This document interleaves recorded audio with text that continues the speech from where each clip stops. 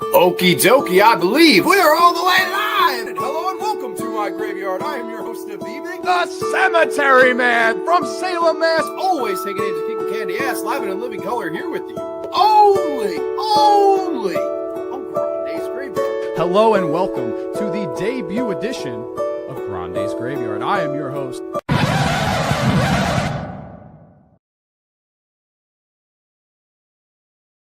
Oh, I'm a happy camper. I love the summer sun. I love the trees of forest. I'm always having fun. Oh, I'm a happy camper. I love the clear blue sky. And with the grace of God, I'll camp until I die. Yeah.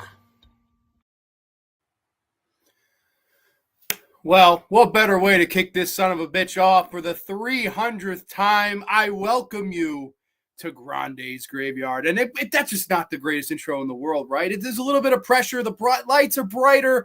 Hello and welcome to my graveyard. I am your host of the evening, the Cemetery Man from Salem, Mass. Always taking names and kicking candy ass, live in a living color here with you only on Grande's Graveyard. And tonight we celebrate a milestone. Tonight, it's not the 100th, it's not the 200th, but it is the 300th episode. And this is the graveyard. I'm so happy to be here tonight. And it is absolutely a surreal moment for me to celebrate something that I started 6 years ago. Yes, it was actually late 2018 into 2019 when Grande's Graveyard was born. It took off a little bit when I got laid off my job early 2020 during the pandemic.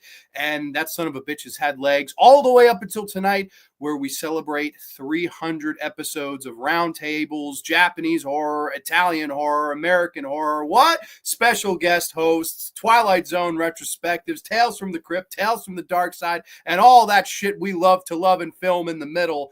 I'm just super excited and happy and honored to be here tonight as your host of the evening for nonetheless a 300th goddamn time. This is an honor, a privilege, and absolutely my favorite thing in the whole wide world to do. So thank you, everybody who is going to join the chat tonight, who has joined the chat in the past, who has been a friend, follower, subscriber, and most importantly of all, just taking the time out of your busy lives to sit down and listen to me talk about horror movies every Thursday night live at 8:05. That means the world. So everybody, I think a toast is in order before we get to the comments, before we get to the contest, before we get to all the questions. And yes, there's nearly 100 of them on the 300th edition of Grande's Graveyard. I have a toast in this wine glass filled with the greatest drink ever created on God's green earth. It's a green drink. Yes, it's the wonderful Mountain Dew. So everyone, cheers to a safe, happy, healthy weekend. Cheers to 300 episodes of this four-eyed son of a bitch on the green couch in front of the yellow wall talking all things horror goodness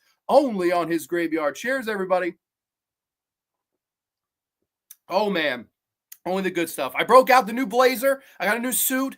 It was quite expensive, but I got it on President's Day, so we got a little bit of a discount, and I'm ready to kick this son of a bitch off. Let's see what y'all have to say here in the comments. Miss C was here before anybody. Ciao, Grande. First off, congratulations on 300 live streams. It's quite an achievement.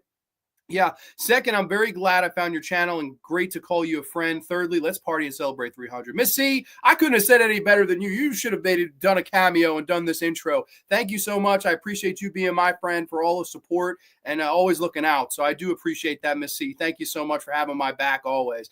My Aunt Nancy's in the chat. Congratulations on your 300. I don't watch too many horror movies because I'm a scaredy cat, but I love the show. Nancy is not just a scaredy cat, but she is also got a bunch of awesome cats that I sometimes have house watched. So cheers to the cool cat, Nancy Gebel in the Heezy. What's going on, Aunt Nancy? AJ's Happy Fun Time channel's in the house. This guy's going to strut like 16 times the heavyweight champion of the world. John Cena can't pass him. I hope John Cena doesn't pass him because the Nature Boy Ric Flair is just forever. He's just like diamonds. He is forever. Welcome, AJ, my guest last week at episode 299. Mateo is here. This is Grande. Good quote for the 300th episode. Congratulations on the milestone to 300 more episodes. Cheers, my brother. Hi to the whole graveyard. Hey, man, I'm going to cheers you up here. I'm going to get another sip in. I'm just going to use it as an excuse to get another sip. But cheers to my buddy Mateo right here.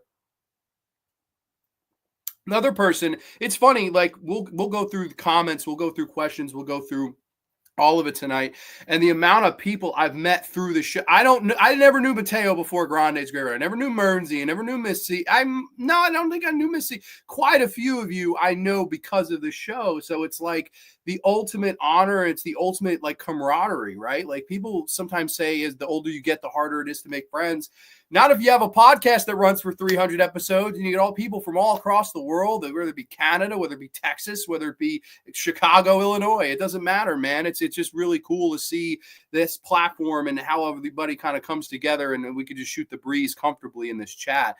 We got Haddonfield Mascot. He's a newcomer to Grande's Graveyard, but he's been binging me like crazy when he was going through the flu. So I'm happy you're better for the flu. I'm happy you're here for the 300th.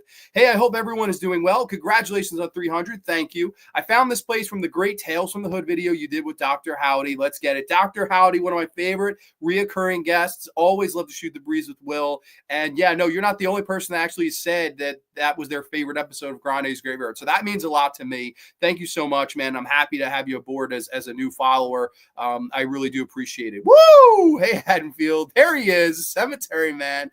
Let's see. We got Triple H in the house. Horror Head Heather. This is 300. Congratulations, Grande. Thank you, Triple H. 300 Graveyard's best place to be on a Thursday night. What up, Graveyard fam? Yeah, Mernsey, another one of my absolute favorite guests and favorite people. We just always jive really well.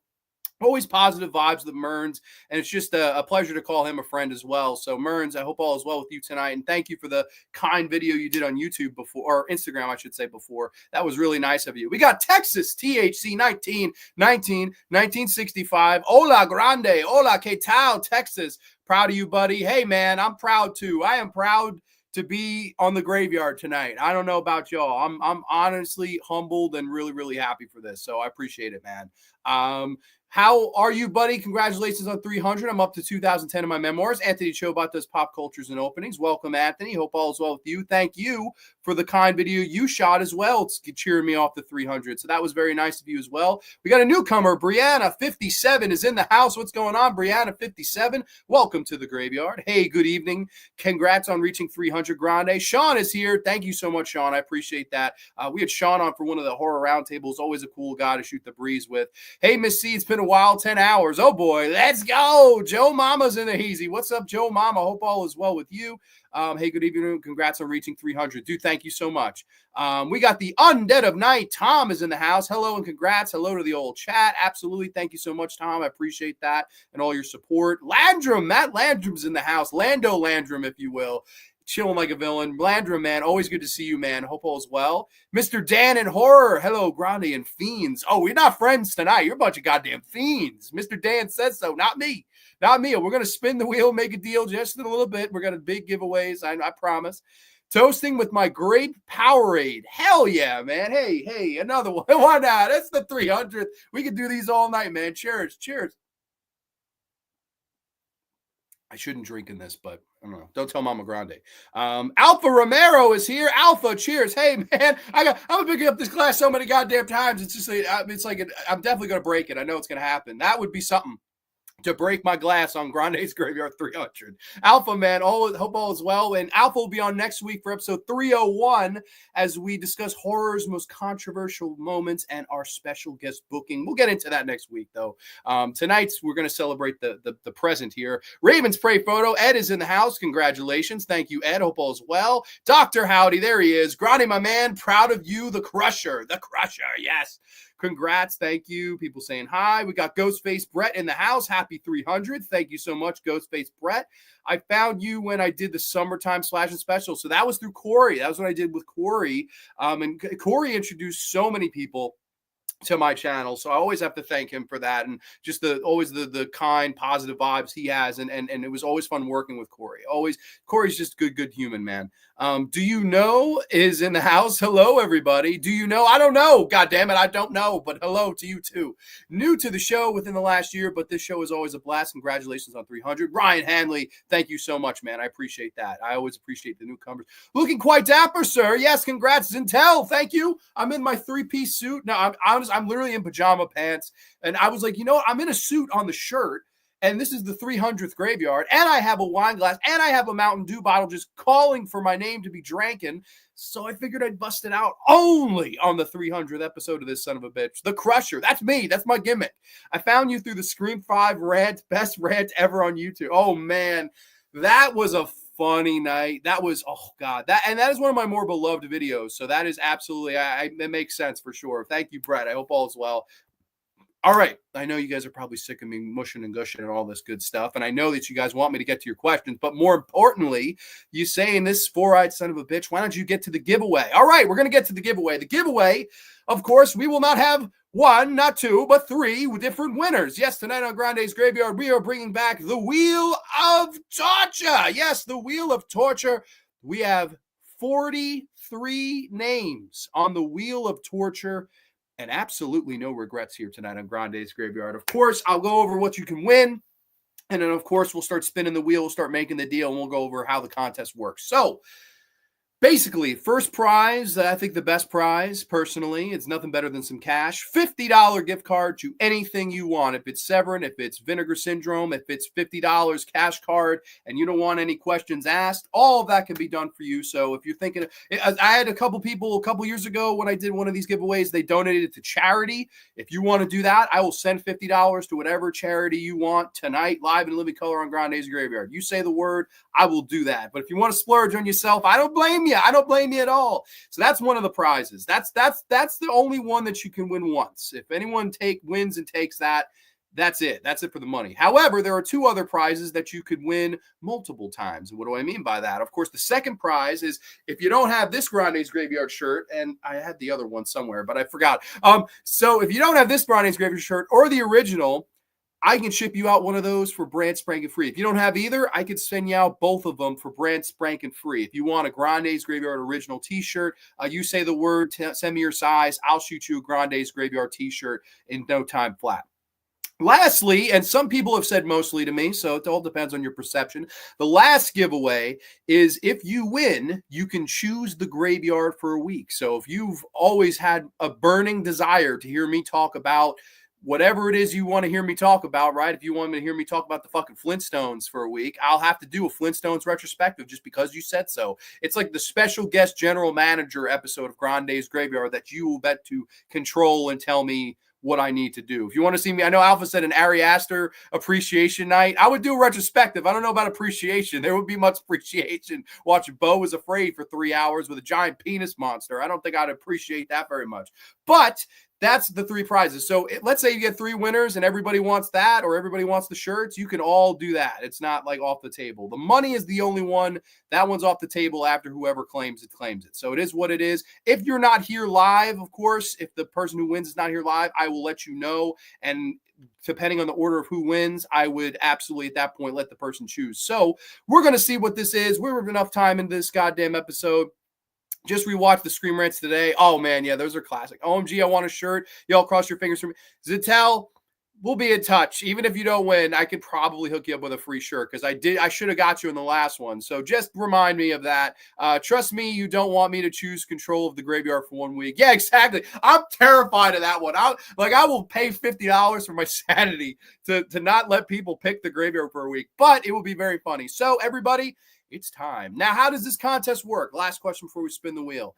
It's not the first person that shows up that wins. If I spin the wheel and your name comes up first, you're going to be celebrating because you just hit something that's less odds than a roulette wheel to win.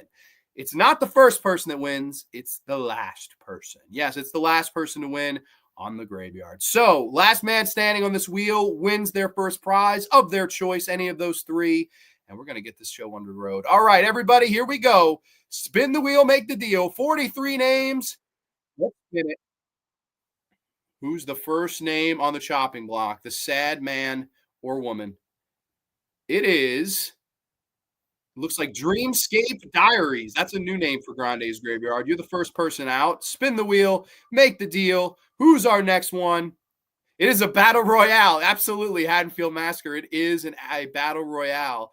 Oh no, ciao, Mateo, ciao. You'll have another chance. No worries. Spin the wheel, make the deal here. Mateo, oh man, an early front runner. What do we got?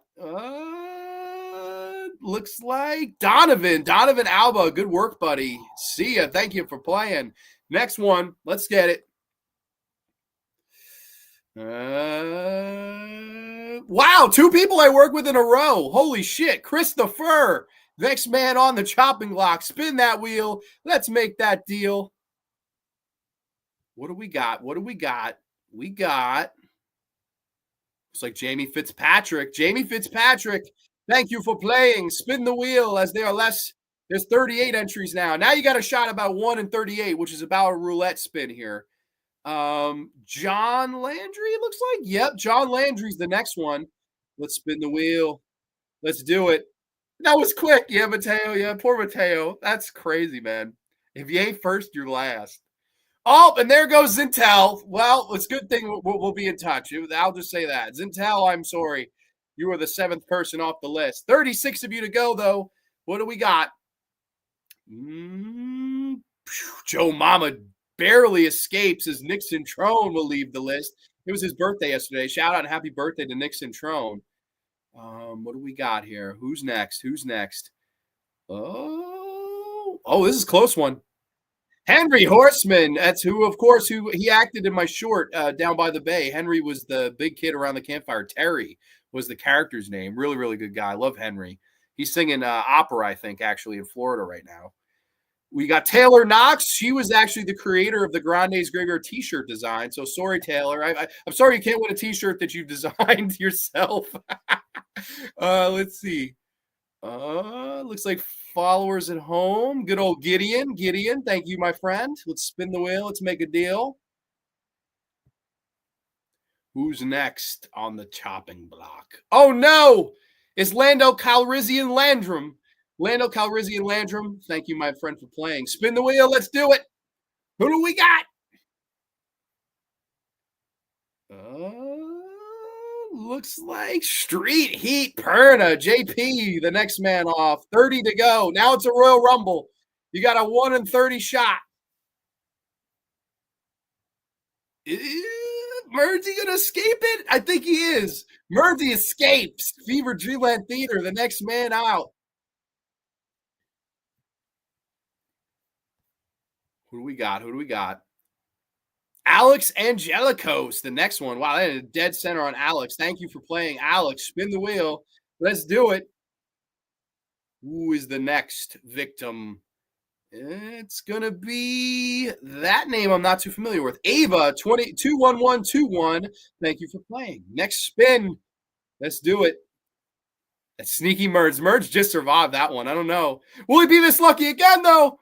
He will. Mark Murphy's bounced off the list. Oh, shit, man. That was close. Merns has just barely escaped 2 of these. I don't know. Mernsy just has this 9 lives right now. And the next one looks like it's going to be Mr. Dan. Mr. Dan in horror. Thank you for playing. And then there were 25. Come on, guys. Come on. Next one. We got Emily G4K. Thank you for playing, Emily. Spin the wheel, make that goddamn deal only on the graveyard. And do you know 00? Another name. Do you know? I saw you in the chat though. Do you know? Now I know. 23 to go. Who's next? Oh, you can only play with fire for so long, Mern. See you later. 22 to go. Here we go. Spin it up.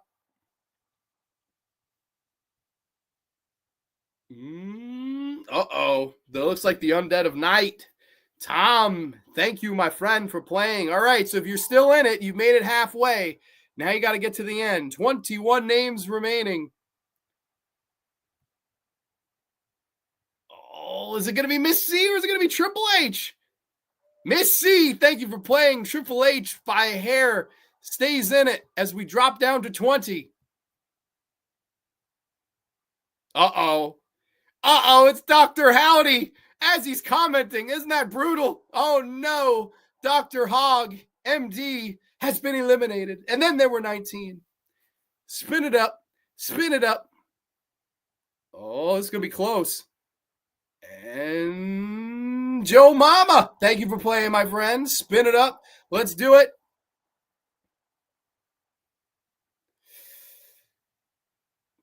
Oh, no. And there goes Alpha, I think. Yeah, I think it's going to be Alpha. Alpha, thank you for playing, my friend. Let's spin it. So now it gets to the point where it's painful if you get eliminated because you made it so damn far. And next one, James Abernathy. Dude, thank you so much, James Abernathy. Spin it up. Who's our next victim? Looks like it's going to be the man from Haddonfield. Haddonfield mascot.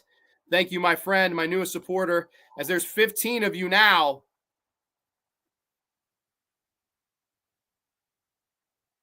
And looks like Brianna, 57. Brianna and Brianna right next to each other. Look at that. Brianna and Brianna. Brianna's out. Brianna's still in. Who is the next? Oh. Looks like Johnny. Johnny Perna, thank you for playing. Unlucky 13 remain.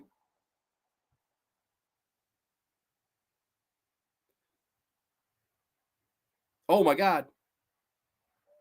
Oh, man, that's brutal. Oh, shit. Ryan Hanley is gone. I thought it was on Brienne. Dude, holy crap.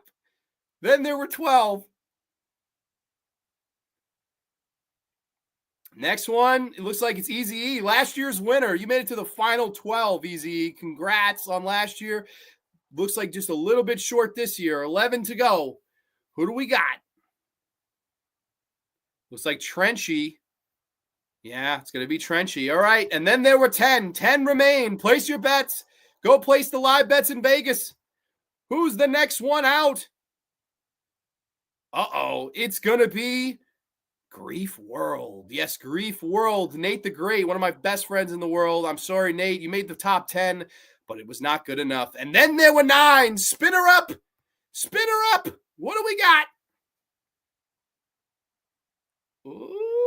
Oh, no, it's the Reapster.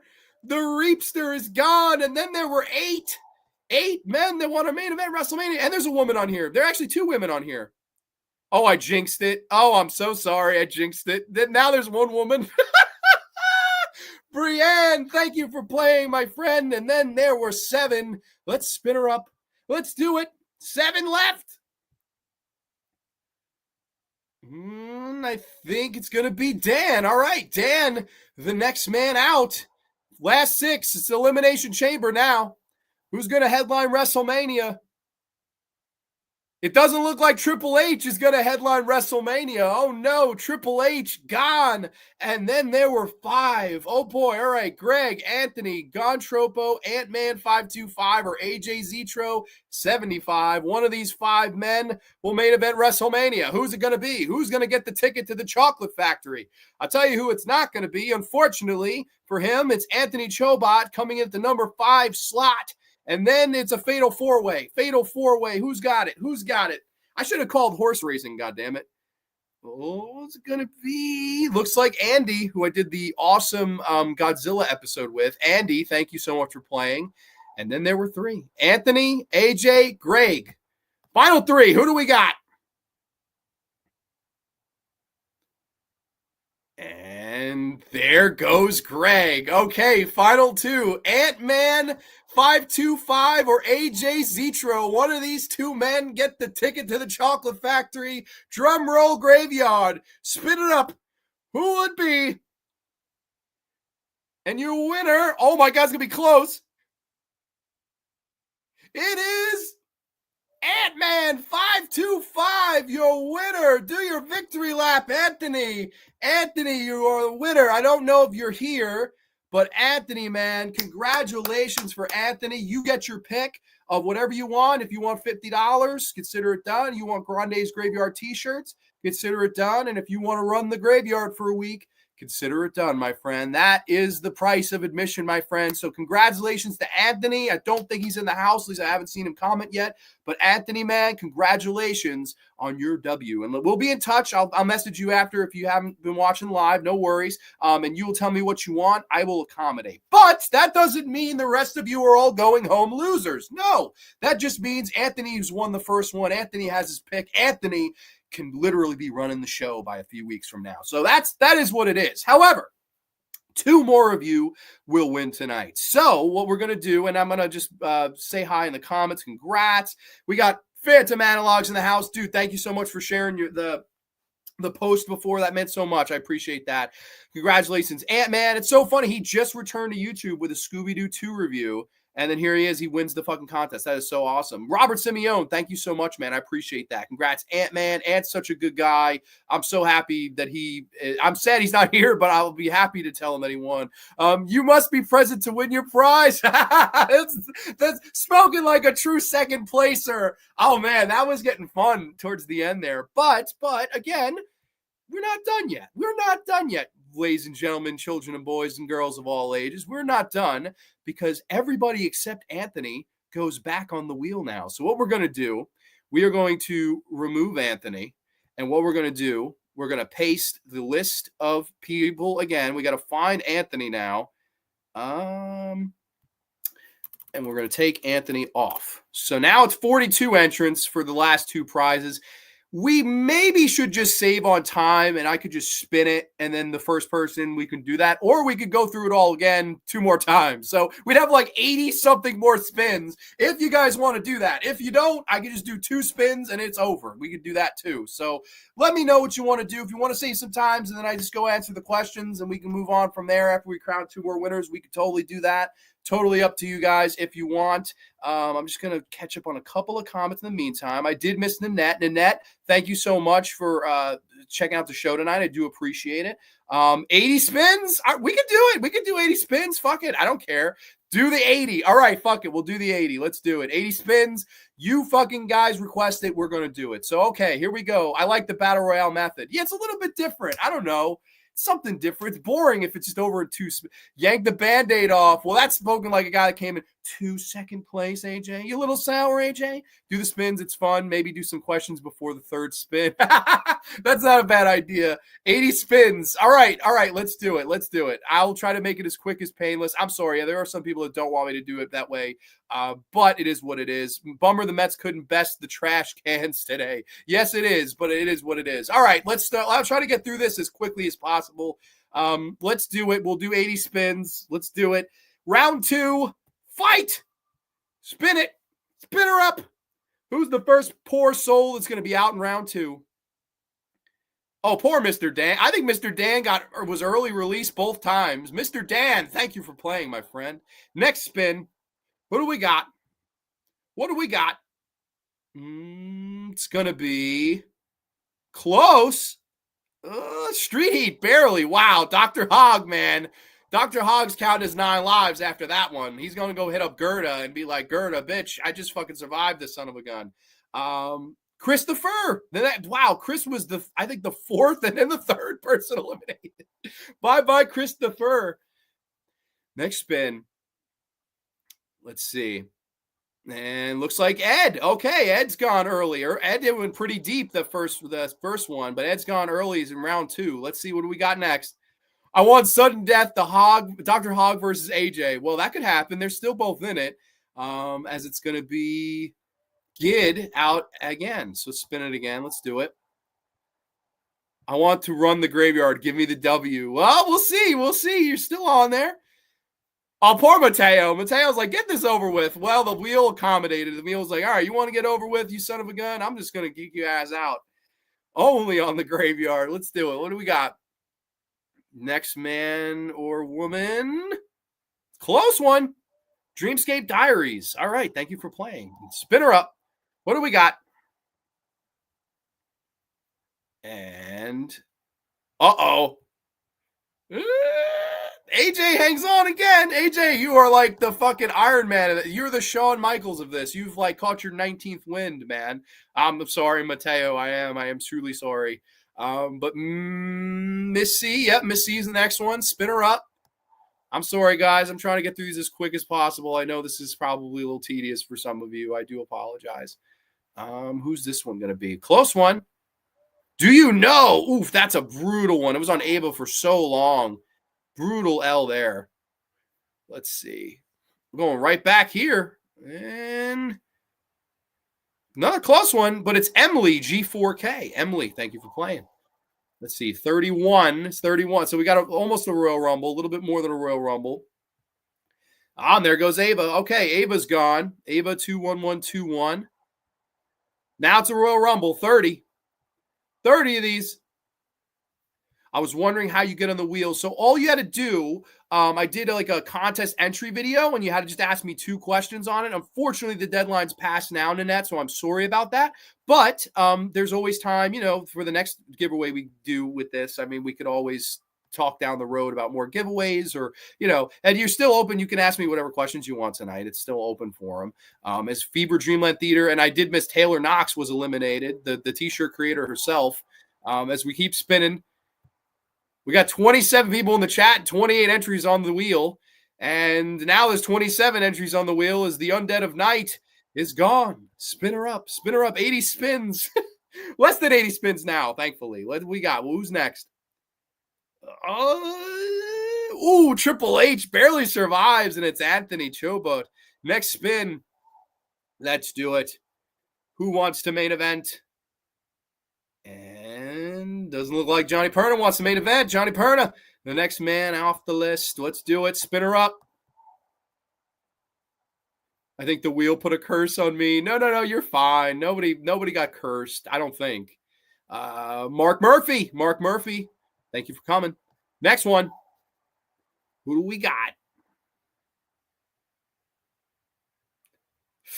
Oh no, Ryan Hanley. Run the graveyard. You'll have one more shot at it at the last wheel, the last round of the wheel here. But Ryan Hanley, thank you for playing, buddy. Is it going to be Dr. Hogg? No, he's going to escape. Okay, Greg. It's Greg, Greg was really deep into the last run. I think Greg was final 3. So Greg trying to make another main event push here. And this one's going to be close. Looks like it's Brienne, though. Brienne and Brianna. Those right next to each other. Brienne is gone, and then there were 21. We got Blackjack in this son of a bitch. Who's next? Oh, I think it's Haddonfield. Yeah, Haddonfield. Okay, final 20 now. As Alpha said, how much did Dr. Hogg pay you to win? Oh, no, there's no rigging here. No rigging. Is that Packers president Mark Murphy? No. That is not. It is. So if you have seen, well, I know you've seen it. The Down by the Bay, if you remember the man with one hand who jumps out of the water, that's Mark Murphy. I've worked with Mark Murphy. Well, I call him a dear friend. He's been on the channel. We did the Cube episode together. Just a great guy. He's not the Packers president. If he was, I would truly ask him to fund my next movie, and we could even shoot it in Green Bay if he wanted. Jomama. Thank you for playing, my friends. They have 18 to go. Who's next? Who's next on the list of fun? Looks like Andy. Good Andy. Andy made it pretty deep in both of these. Andy is gone, and Dr. Hogg once again survives. I think Dr. Hogg's just playing with a little bit of fate here. I don't know about y'all. Who we got next? Speaking of guys that made it deep, he was the last one eliminated in the Royal Rumble, the runner-up, but here he's eliminated with their 16 to go. Who's next? On the chopping block? Oh, it's Dr. Hogg. Okay, see, there you go. Proof I didn't rig it. We didn't pay anybody yet. We didn't pay anybody yet. That's if Anthony doesn't want the $50. But who do we got next? We got, Tim Landry. I know he signed in as John Landry, but I know that's Tim Landry. Tim Landry, thank you for playing. Less than 15 to go now. 14 left. Who will win? That's close. Wow, Christine just escapes as the Trenchy gets eliminated. Unlucky number of 13, though. What do we got? Uh-oh, it's the guy who was just asking about the Packers president. It's Alfa Romero. Alfa Romero is Gonzo. And then there were 12. We're getting down to it again. Who's it gonna be? Doesn't look like it's going to be the birthday boy of yesterday. Nixon Trone, thank you for playing, my friend. And then there were 11. 11 to go. What do we got? I don't know. All right, it's going to be Fitz Magic. Fitz Magic eliminated, and we are down to 10. Who's got this? Last 10. 10-man battle royale. Alex Angelikos, thank you for playing, my friend, and thank you for the kind words in your comments. We'll get to your questions for sure. 9 entries to go. Is she going to escape this one? I don't think so. Zintel, thank you for playing, Zintel. And then there were 8. 8 people that won a main event WrestleMania. 8 people that won a main event. And it's not going to be Mr. James Abernathy all the way from the UK. James Abernathy, thank you for playing.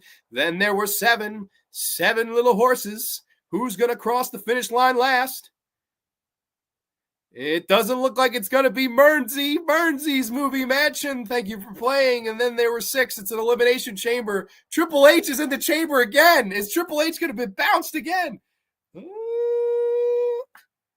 Looks like Brianna 57, thank you for playing. Brianna's out, and we are down to 5. 1 lady, 4 men, 1 Triple H, and no regrets. Unless your name is Henry Horseman, who it looks like it's Henry. Yep, Henry Horseman, thank you for playing. It's now a fatal 4-way between Matt Landrum, Triple H, Nick Reap, and Donovan Alba. Who's got it? Who's got it? It doesn't look like it's going to be Nick Reap. Nick Reap, thank you for playing. All right, guys, final 3. Final 3. Triple H, Lando, and Donovan. One of these 3 people will main event WrestleMania. And doesn't look like it's going to be Triple H. All right, Triple H made it deep again, but we are down to 2. Yes, it is Donovan Alba versus Matt Landrum. Yes. Drum roll, please, everyone. Good luck. Good luck. But here we go. Spin that wheel. Let's make the deal. Who's their second winner? Is it Landrum? Is it Donovan? Oh my God. Oh my God. That's crazy. What the fuck? That's the closest one as Donovan Alba with the win. Holy shit, man. That is insane. Oh my God, by like a hair of a freaking ant, that Donovan Alba is the winner. Donovan, congratulations, my friend. You have won the second prize. And then, of course, I'll paste the names. Now, let's get Donovan off. And then, oh, never mind. Hold on. Let me go here.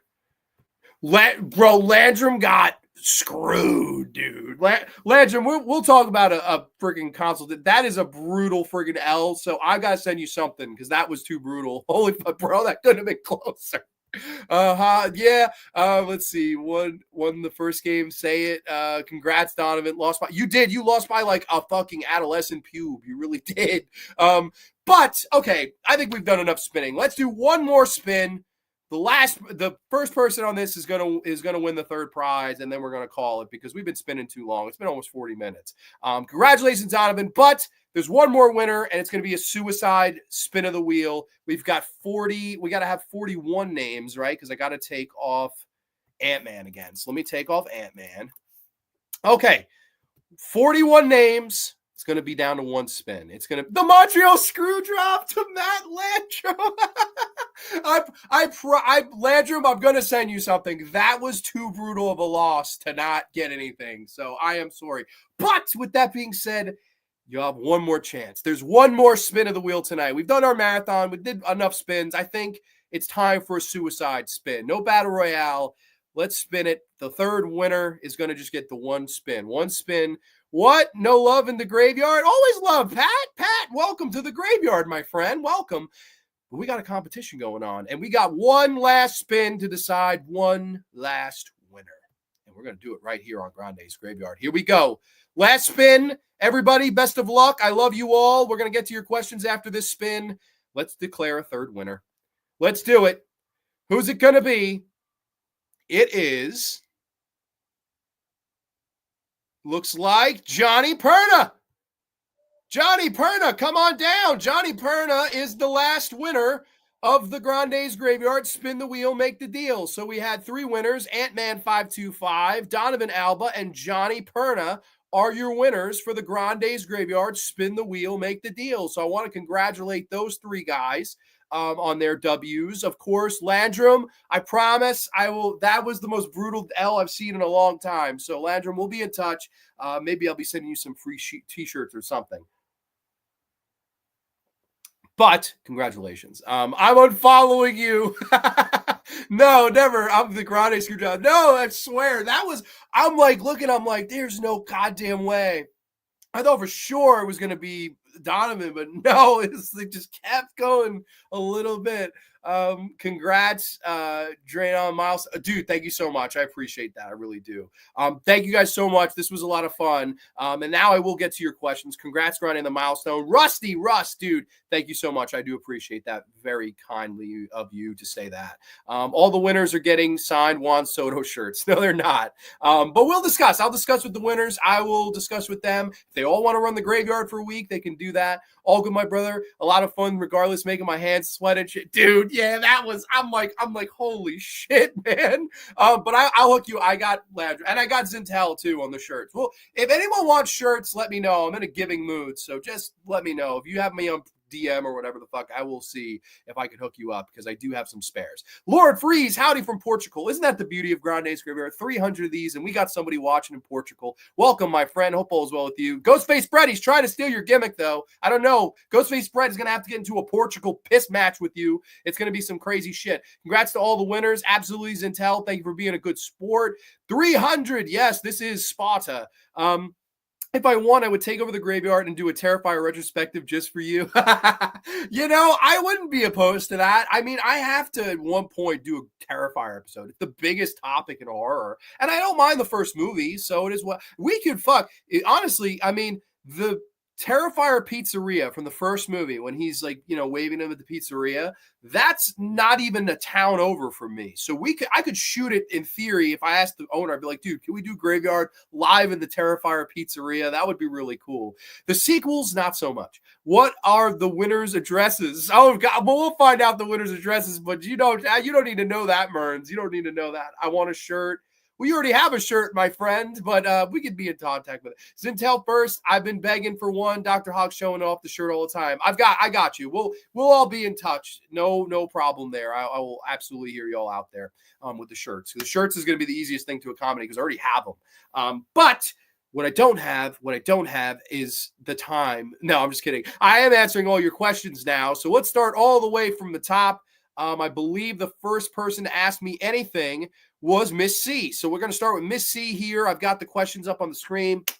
Miss C, my friend. Ciao Grande, 300 lives. Wow, my favorite episode would be the 2-part Amityville movie reviews and discussion. Thank you so much. I was a fun one. The second Amityville movie review episode, I lost my fucking mind. I think I had an aneurysm live in living color when we reviewed the remake, but it is what it is. Her 2 questions. 1, how do you feel about the Netflix remake of Cujo? 2, if you were allowed to make a Sleepaway Camp movie, be it a remake or your own original full-length movie or short, what would you want to do with the franchise and why? How do I feel about the Cujo remake? I'm really not. Like, to me, if it's going to be a big CGI dog, that just to me defeats the purpose. And like, Dee Wallace is so good in the original Cujo. I love Dee Wallace. I think she's like a low-key scream queen, right? She did Hills Have Eyes. She's the Howling. She's the mom in Cujo. She's a legend. Dee Wallace is great. I mean, you throw a rock, you hit a good Dee Wallace movie. So she's great. And I don't think you could really get an actress nowadays to give that motherly feel that she gives in Cujo. I think that's a classic movie that not enough people give enough love, right? That's a Louis Teague joint who also did Cat's Eye, who also did one of the best Jaws ripoffs in Alligator. So I really like Louis Teague's work, and I just don't think the Netflix brand will correlate too well to that particular Stephen King entity. So I would say not interested. I could just, in my mind, picture a giant CGI St. Bernard, which is going to suck. Number two, though, if you were allowed to make a sleepaway camp movie, be it a remake or your own original full-length idea or movie short, what would you do with the franchise and why? So if I had I will answer this question, and I have to kind of throw a monkey wrench. If I had a time machine, I would go back in time. It'd be the year 1990, the year after this bad boy releases in stores, November 16th of 89. I would get Pam Springsteen on board because to me, you can't make Sleepaway Camp 4, whatever you want to call it, without Pamela Springsteen. She's the whole fucking show. Like that to me, the reason to watch those sequels is her performance, is the song. And I put the song in the intro of 300. Like that's, to me, one of the best. I'm a Happy Camper. It's the perfect song. I love it. And Sleepaway Camp 2 and 3 are two of my favorite slasher movies ever made. So I would continue the story from there where, of course, Pamela Springsteen, she's lying in the ambulance, kills everybody in the ambulance. Hey, what's going on back there? Just taking care of business. One of my all-time favorite movie endings is the ending of Sleepaway Camp 3. This is just another day at the office, bitch. I love that. For her, I would totally do a situation where I get her back and I get Fritz Gordon back as the writer. I'm taking over as the director. So Michael Simpson, you could be there, but if this is my whole scenario, I'm going to be the director and we're going to have a true finale. It's going to be a movie where the Angel of Death does die. It's going to be a movie where we get way more kills. Again, creative. We're going to use all the kind of self-aware things that Fritz Gordon wrote in the first, the second and third Sleepaway Camp entries. I would just go all out with it. Just make it as campy as Sleepaway Camp can be, to the point where you are literally seeing cheese ooze out the screen. That's my goal. That would be my goal, to make that. And just a one-off thank you to Pam Springsteen. This way she has her own trilogy, right? The first one, it's Felissa Rose. It's about the horrors of bullying, whereas the sequels, it's much more about the horrors of wanting morality, the horrors of wanting people to do stuff that you can't get them to do, right? And I always thought that her, performance kind of carries those movies to a different level, right? A lot of slasher movies, they're here, but her performance, her energy, her attitude in those movies, to me, just elevate those sequels to a whole different level for me personally. So that would be my answer to that question. I appreciate both your questions. What I really might have lost the comments here. Let me see. What Grande wants a Final Destination Bloodline special? Oh my God, I pray to God that never fucking happens. I'm hoping that none of the winners pick that. I don't want to see that movie. I want another shirt. Okay, I wanted to do a Dario Argento takeover. Dude, I've done quite a few Dario Argento episodes. If you need to have me hit up the back catalog for you, I could hit you up with that. But I'm a huge Argento fan.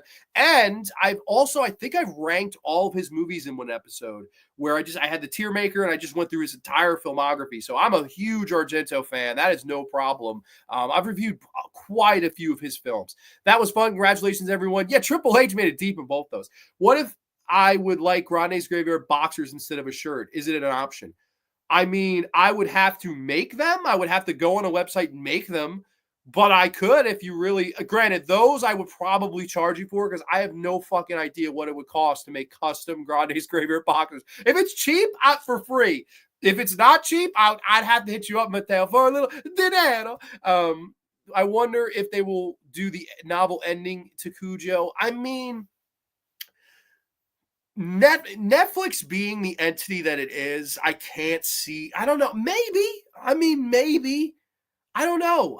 What do you think? I would think they would make as much of an open-ended ending to it as possible, right? Because if it gets enough views, they'll, Cujo 2, Cujo on fucking steroids. Also, Danny Pinturo was the sweetest kid ever, sweatiest kid ever. Oh boy. I'm with you, Grande. I don't like Terrifier 2, and I don't know about the third one. I haven't seen it. And it's because I didn't like the second one. I don't blame you. No. Netflix, Cujo. Matter of fact, they need to keep all their hands off. Yeah, I'm with Russ, man. I am with the Rust man, because that is just a bunch of bullshit. Come at me, Grande, but I hate what they did with Angela Baker in the sequels. She isn't even the same character, for Christ's sakes. Where did this obsession from? Yes, that's understandable. That's totally, and you're right. You actually are right. There's no doubt about it. I just personally love what they did with the cat. Like I like the first Sleepaway Camp movie. It's fine. I love the sequels. Like to me, the sequels are like my favorite movies. Some of my favorite movies. I mean, there's a reason I have the one sheet video poster, super expensive. Like I love those movies. And if I ever found the second one, the one sheet of part two, that would be the greatest. I would probably throw thousands to buy that. I'm not even kidding you. That's how much I want that poster. But I don't think it's ever. You're supposed to want to keep Grande close to your heart, not your. Oh boy, Grande's face on the family jewels. Oh gosh, Grande. If you had to kill one Muppet to save the world from destruction, which one would it be? Oh boy. So basically, who's my least favorite Muppet? I love Gonzo. I love Kermit. Fozzie's my favorite. Miss Piggy's annoying as shit, but Miss Piggy's like you can't be the Muppets without Miss Piggy. Um, I love Professor Honeydew and Beaker. Who the fuck is my lead? Oh, okay. I got it. I know who I would pick. Not the lead. I don't. You probably know the names better than I do. The lead guy, the singer, the fucking guy who looks like Rob Zombie. I always joke it's the Muppet Rob Zombie. What do you think of that? The guy in the rock band. His girlfriend, that ugly Muppet with the fucking ugly blonde hair that she looks like she's never washed. She's like, hello. That Muppet sucks. I don't know what that Muppet's name is, but she needs to be fucking killed to save humanity. I'm sorry. Like, holy shit. What they made like a dirty, hippie, groupie Muppet, and like no one cares. No one knows her name. Like horrible. Kill that Muppet. Absolutely.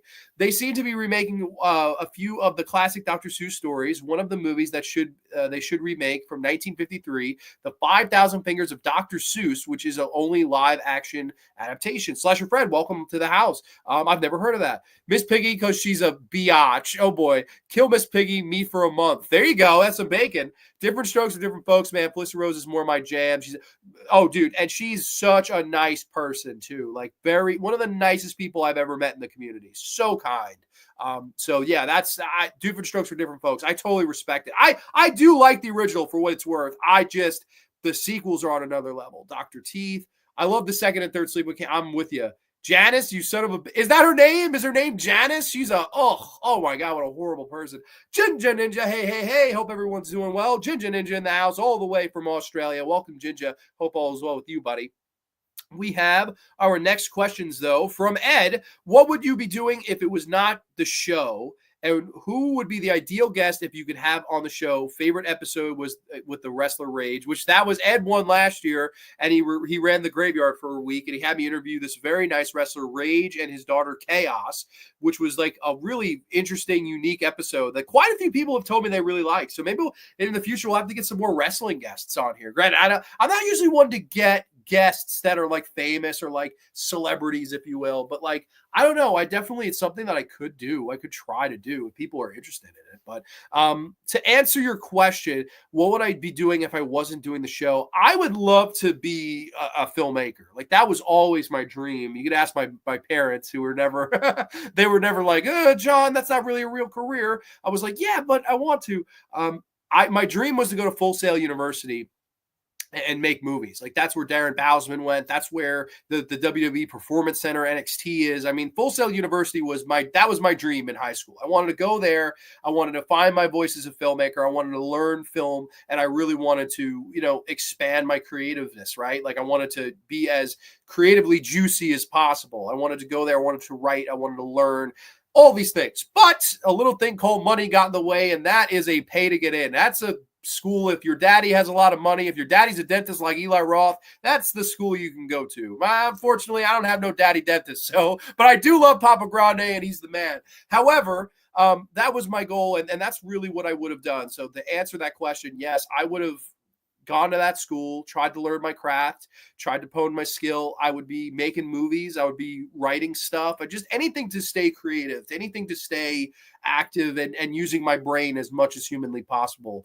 I think that's the best outlet. And like, I loved making the Down by the Bay short. That was such a fun time in my life. Stressful, hard, not easy, not something I would, if someone said, if you wanted to relive a day on the set of that, I would say no, because I was stressful and I didn't eat anything. I had ticks on my body. I mean, I was a horrifying time for me because I was so nervous. I was so scared of screwing up.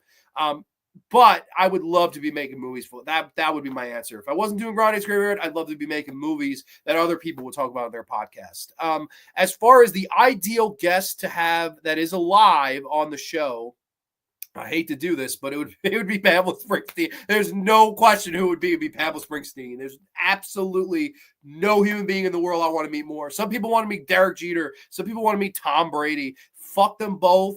Twice on Sunday. Give me the Angel of Death on Grande's Graveyard for a worldwide exclusive interview. Would be literally, as the show ended, I would descend into heaven and you'd see little wings and a fucking halo. Oh, well, maybe I'd go down to hell. I don't know. I have no idea. But fucking, that would be the ideal guest for me. Always thought Janice was hot. Merns, no, you don't. Janice that never took a shower. Janice is fucking, I could smell Janice's salty, disgusting arms from here. Mateo looking to make a prosciutto. Celebrate good times. Come on. 300 good times. Whopper Horrors in the house. Brandon, hope all is well with you, buddy. The Disney live action remake of the old animated seems to not lived up to the originals. One of the classic movies they should rake is The Black Hole. Okay. People laughing at AJ. People who put the Hills of Eyes remake over the OG should be publicly reprimanded. What would be the appropriate? So I agree. So before you were saying different strokes for different folks. Well, the same strokes for you and I. I never, and there are a lot of people that like the Hills of Eyes remake better, and that's cool. That's totally cool if you feel that way. I don't. To me, the original Hills of Eyes is like an all-time exploitation classic. To me, you can't top that. It's such a great movie. Mercury! You have Mercury? This is Mars. Ruby! I love The Hills of Eyes. I think that's one of Wes Craven's best movies. It is top 3, easily. The remake is not bad, but it's very Hollywood. It's very action-packed, which is why I think people like it. Alex Aja is a good filmmaker. He didn't do a bad job. It is a fun third act. It's not a horrible remake. It's a good movie. But to me, to put it over the original, I'm sorry. To me, it's like that. To me, is the difference between action and like exploitation. And I'm all about exploitation and these fucking weird people that actually had deformities, right? Weren't people that you slapped makeup. Oh, we'll put a prosthetic on Robert Joy's face. And now he's one of the people. Fuck you. There was something physically wrong with Michael Berryman. You looked at him, they were like, what is wrong with that guy?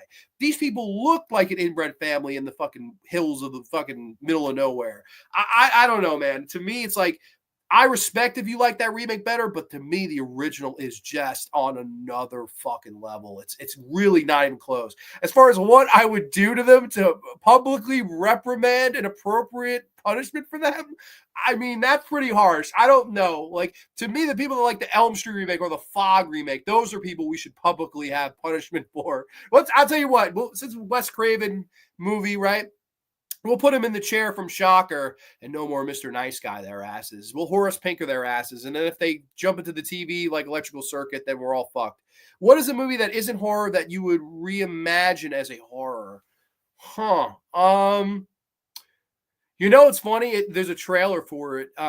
The Cat in the Hat with Mike Myers. Somebody did like a trailer where it was a horror movie, and I thought it was amazing. And also, I've seen the Miss Doubtfire one. That's one that could work. I'll say the Cat in the Hat with Mike Myers because that fucking, oh my God, that makeup was so bad. Let's go.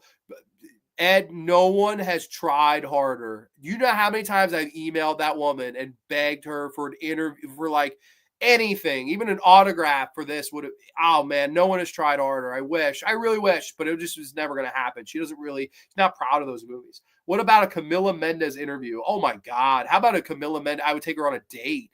I would take Camila Mendes to like a fucking 10-star restaurant. I would tell her she's the most beautiful girl in the world. And I'd be like, dude, I don't know. I would tell her to leave that Rudy son of a bitch. Rude.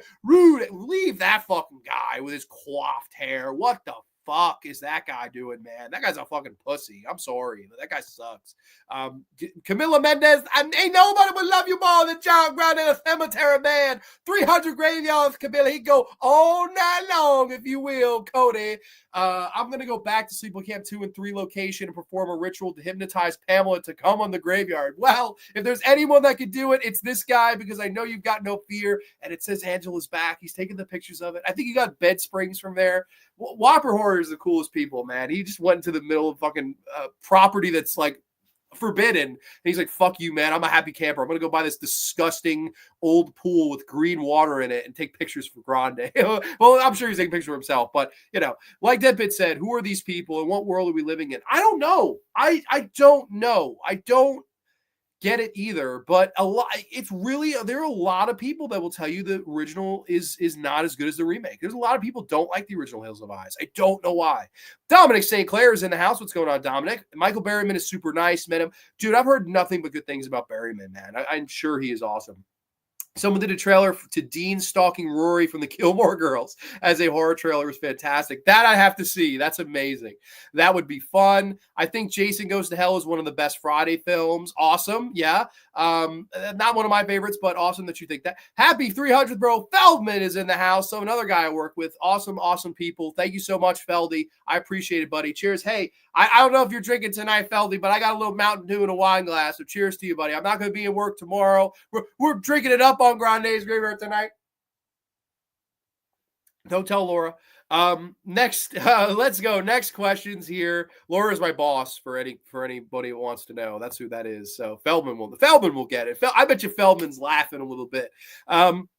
To our winner, the person that won, our first winner, Ant-Man 525. Go ahead, Grande. So proud of you, man. My favorite episode is the Tales from the Hood retrospective that you did a little while ago with Dr. Howdy, another person that loved that episode. Thank you so much. My questions are as follows. What piece of fiction has stuck with you on an emotional level? And did that piece of fiction help you in life any way whatsoever? That's a really good question. I'll have to say yes. The movie that would come to mind and the answer to that question would be Perfect Blue. Perfect Blue, for people that don't know, is like a great horror movie anime. It came out in the late 90s, directed by Satoshi Kon, I believe was his name. He sadly since passed away, the director. But it's the story of a famous pop singer. She's the famous pop singer of this trio of pop singers, and she wants to leave the pop singing world to become an actress. And the movie kind of goes where she tries to break into the acting world, and things don't necessarily go the way she wants. She's cast as a victim of a sexual assault, and she's like, I got to do what I got to do to make it in this business. And the entire time, there are people close to her that are being picked off one by one that, she's friends with in real life. And she thinks that her stalker is coming to kill her. It's a very psychological film. There's a lot of brilliant colors. It's very deep from a psychological standpoint. It's one of my favorite movies. I love Perfect Blue. But the way that it would relate to me is a perfect example. I, out of college, got a job at Sirius XM, and I was like, holy cow. Like, I love to do radio, obviously. I would love one day to have a Sirius XM radio show like Last Podcast on the Left or Howard Stern or all these, megas that have their shows in Sirius XM. It was a point where I was like, holy shit, this is a defining moment of my life. I work here now. I worked at the desk of right next to Colin Jost and Michael Shea. Colin Jost, if you don't know, is married to Scarlett Johansson. Yeah, I sat right next to him. I worked within feet of him. I'm like, that guy's going home to beg Scarlett Johansson. Here I am. I just got a hot dog on the street, the parallels of life. But I thought, oh my God, I got this. I'm made. Like, I absolutely got this. But there was things about the job that sucked. I mean, the hours sucked, the pay sucked. Eventually, right, COVID happens because I graduate college in late 2019. I get the job in January of 2020. And guess what happens in January of 2020? And you don't have to take more than one guess to know. Eventually got laid off, but I won't lie to you, I wasn't enjoying it while I was there. I didn't really like the hours. I worked West Coast hours where I would do broadcasts of the Seattle Mariners games. And yeah, that fucking sucks when you have to catch a 3 a.m. train home. And if you don't catch the 3 a.m., well, you got to wait in Penn Station until 7 a.m. to get the train ride home and go to bed at 9 a.m. So my hours were fucked. And I had a moment where I kind of related to Perfect Blue because to me, a big underlying theme in the psychology of horror that is Perfect Blue is you have someone that's successful at doing one thing, right? She's a big pop star. Everybody loves to love. Mima is the character's name. And now she wants to try something else. Now she wants to break into the wonderful, scary world of acting where we hear all these horror stories, whether it be a casting couch, whether it be I can't make it, but I have the talent. Why doesn't the cream always rise to the top? Whatever finger you want to point, right? I think that a part of her felt that the lights were too bright. That part of her felt that this is a lot for me and it's taking a toll on me mentally, physically, the whole 9 yards. I was there. I felt there. I really, really did. I was like, I'm unhappy. I'm walking home at bizarre hours. I'm just not getting paid. My take home, I'll tell you, my take home was about $200. You can't live on $200 fucking. You can't do it. I don't unless you live in the fucking middle of no. I don't know. I don't even think Eustace and Muriel from Courage the Cowardly Dog live on $200 every 2 weeks. It was horrible. It was truly horrible. But I felt a connection with Perfect Blue because I was like, you know what? Listen, like the lights are too bright. I'm not feeling this right now. And then it almost felt like a relief when I got. I was like, all right, I'm laid off. Like, let me go. I found something I was better at, made a lot more money, and I was happy to go. And like that to me is a way that I think it helps me in life. I saw and resonated with her character, saw the lights are too bright for me.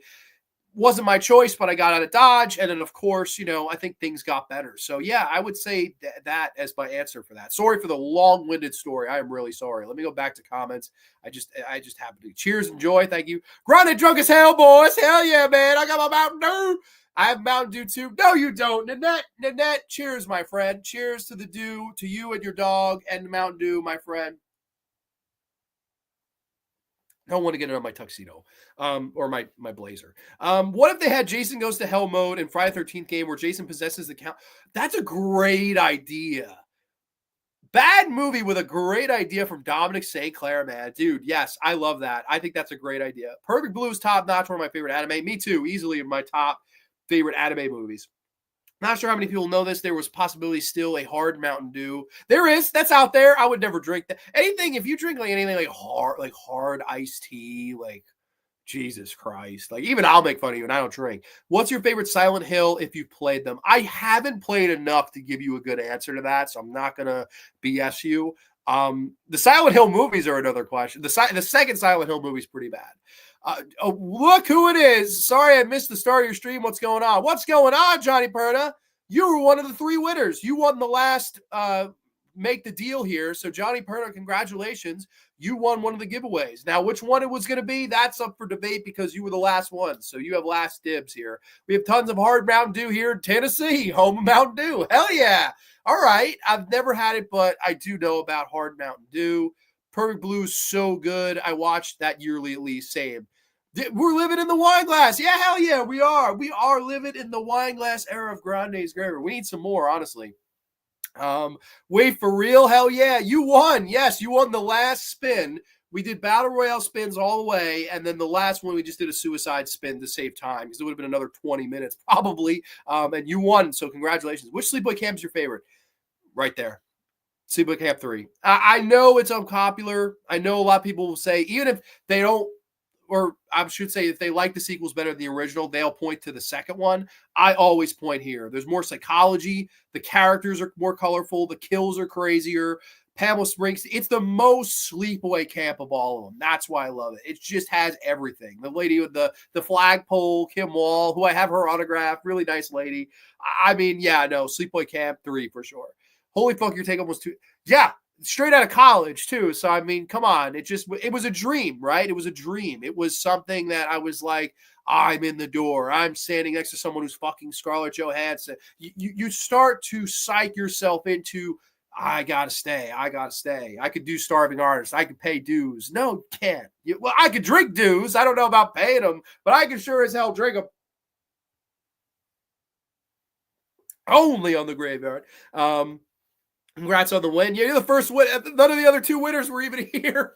Of course, they should return the scariest children movies like they used to because some of the classic children movies had some pretty scary moments, like An American Tail with giant waves. Stern was making $96 a week when he started. Yeah, exactly. That was an alpha. I swear to you, I may not have said that exact sentence, but that's where I was mentally. I was like, you got to do it. You got to do it. Like, shut up, John. Shut up, John. You got to fucking do it. And that was my mentality. It was like, just keep going. And then the global pandemic happened and flipped me off and said, okay, fuck you. I was like, all right. And that's really a big reason why I started doing this more more frequently. It was like, something I did every now and again, but that's when I started doing it weekly, was because of that. So again, you take a negative, you turn it into a positive, right? If you would offer to make Sleepaway Camp film or Friday film, which would you take? Sleepaway Camp every time, no doubt. Everyone in the third Sleepaway Camp was horrible except the cop. Yeah, they were all fucking horrible people. I love it. The pandemic was the end of Stern too. Isn't that funny? We all go down. Everything happens for a reason. Yeah, no, listen, you gotta, glass is half full. Well, the glass is empty right now, but the glass is half full otherwise.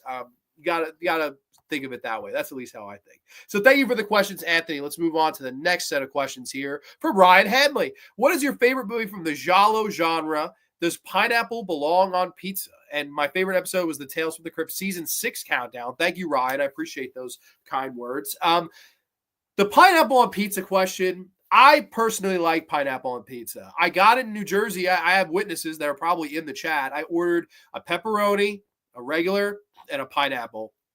Pineapple pizza is so freaking good in my opinion. I love it. I love the sweet with the mix with the sauce and cheese, and I think it's really good. Now, is it for everybody? No, it's not going to be for everybody.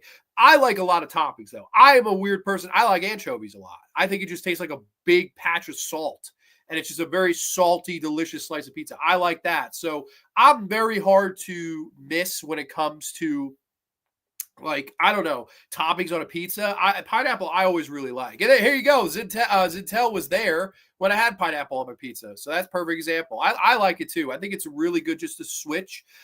If my go-to pizza toppings would be like pepperoni sausage on a slice. I think that's the best toppings, just sausage and pep. But I like anchovies. I like mushrooms. I like meatballs. I like pineapple. I mean, the only thing I wouldn't eat on a pizza, maybe peppers, just because peppers don't agree with me. I don't dislike peppers. They dislike me. That's a problem. Team pineapple on pizza. I'm with it too. I can't relate to shitty jobs. I've been driving an Uber and it's totally draining, 60 hours a week. Holy cow, man. That's brutal. Who are your horror villains, Mount Rushmore? Gotta go Freddy, gotta go Jason, gotta go Michael. And you gotta go put the Angel of Death. This is a Sleepaway Camp tell-all show. Assassin, pepperoni, assassin, pineapple, yuck. Okay, not a pineapple guy. Hell yeah, pineapple, pep, and jalapeno. That's one I've never tried. Very interesting. But to answer your other question, I'm sorry. You asked, what's my favorite movie from the giallo genre? Now, I know you're newer to the show, so Mateo and I, we always talk about this. And to me, between us, it's one of 3 movies. Blood and Black Lace would probably be my front runner as my favorite giallo. Profondo Rosso, Deep Red, Argento's Deep Red is a perfect movie. I think that's got to be in the conversation. And lastly, but not least, a movie that just got a new 4K is Don't Torture a Duckling. I think those are the 3 best gialli. I think they're all 10 out of 10s. I think they're all masterfully directed by Bava, Argento, and Fulci, respectively. Each one of them has something over the other. Like, I think Deep Red probably has the best score, the Goblin score. But that's not to say Riz Ortolani's score is not great in, Don't Torture a Duckling. Or the great score in Blood and Black Lace. One of my favorite scores. So all 3 of them have kick-ass music. All 3 of them have kick-ass kills and killers and suspension and colors. And all 3 of them have something to me that makes them an all-time great giallo. If you had, though, the gun to my head, I would take Blood and Black Lace. I think Blood and Black Lace is my favorite. It's close. It's really, really close. Like, you could, honestly, depending on my mood or depending on which one I've watched the most recently, I would maybe say that one too. Like, every time I watch Duckling, when it ends, I go, that's the greatest giallo ever made. There's nobody telling me otherwise. But, I mean, same thing with Blood and Black Lace, probably the same thing with Profondo Rosso. I saw Profondo Rosso in the theater last year, and I remember walking out being like, holy shit, man. Like, they just don't make them like they used to. That was kind of my whole reaction. So those are my 3 favorite. You had to get an answer. Blood and Black Lace. Followed, I would say it's Black Lace, it's Duckling, it's Profondo. But it's literally 1A, 1B, 1C. They're all one. Can't really go wrong with any of that stuff. But thank you, Ryan, for the questions. I appreciate that. Next one up, we got Jamie Fitzpatrick. Question number 1. What are your thoughts on the original first 2 Halloween movies? I only ask since those are my 2 favorite horror films. Question number 2. Do I think I could beat up Goldberg's son? That's awesome. So Goldberg's son is now grown and he's like a tank. So I don't know if I could. I'm probably taller than him. I think I am. I'm like 6'1", so I don't know how tall is Goldberg's son. That depends on his height. If I got a little size on him, maybe I could take him out. I'm gonna hit him with the Grande bomb. I'm gonna hit him with the Grande senton off the top, and fucking some anonymous fucking special guest referee is gonna count to 3. Mateo, 1, 2, 3. We're gonna count to 3, and I'm gonna beat Goldberg's son. So hell yeah, I can kick Goldberg's son's ass. My thoughts on the original 2 Halloween movies, simple. They're the best 2 Halloween movies. I of course, the original movie has gotten its love. I always like the second one better. I like Halloween 2 more than I like Halloween 1. I know that's like an outlandish statement. A lot of people go, what?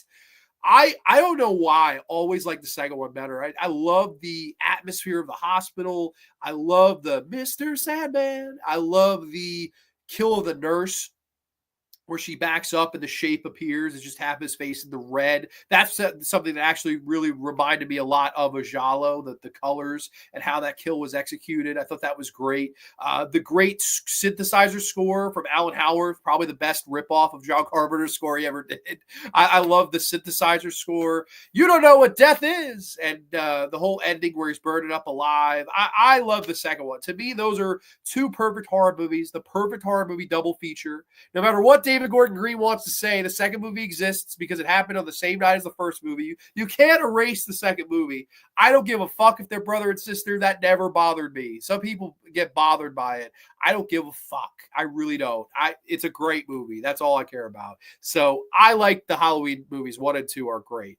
All 3 of those are classics. Awesome, man. Thank you. I appreciate that.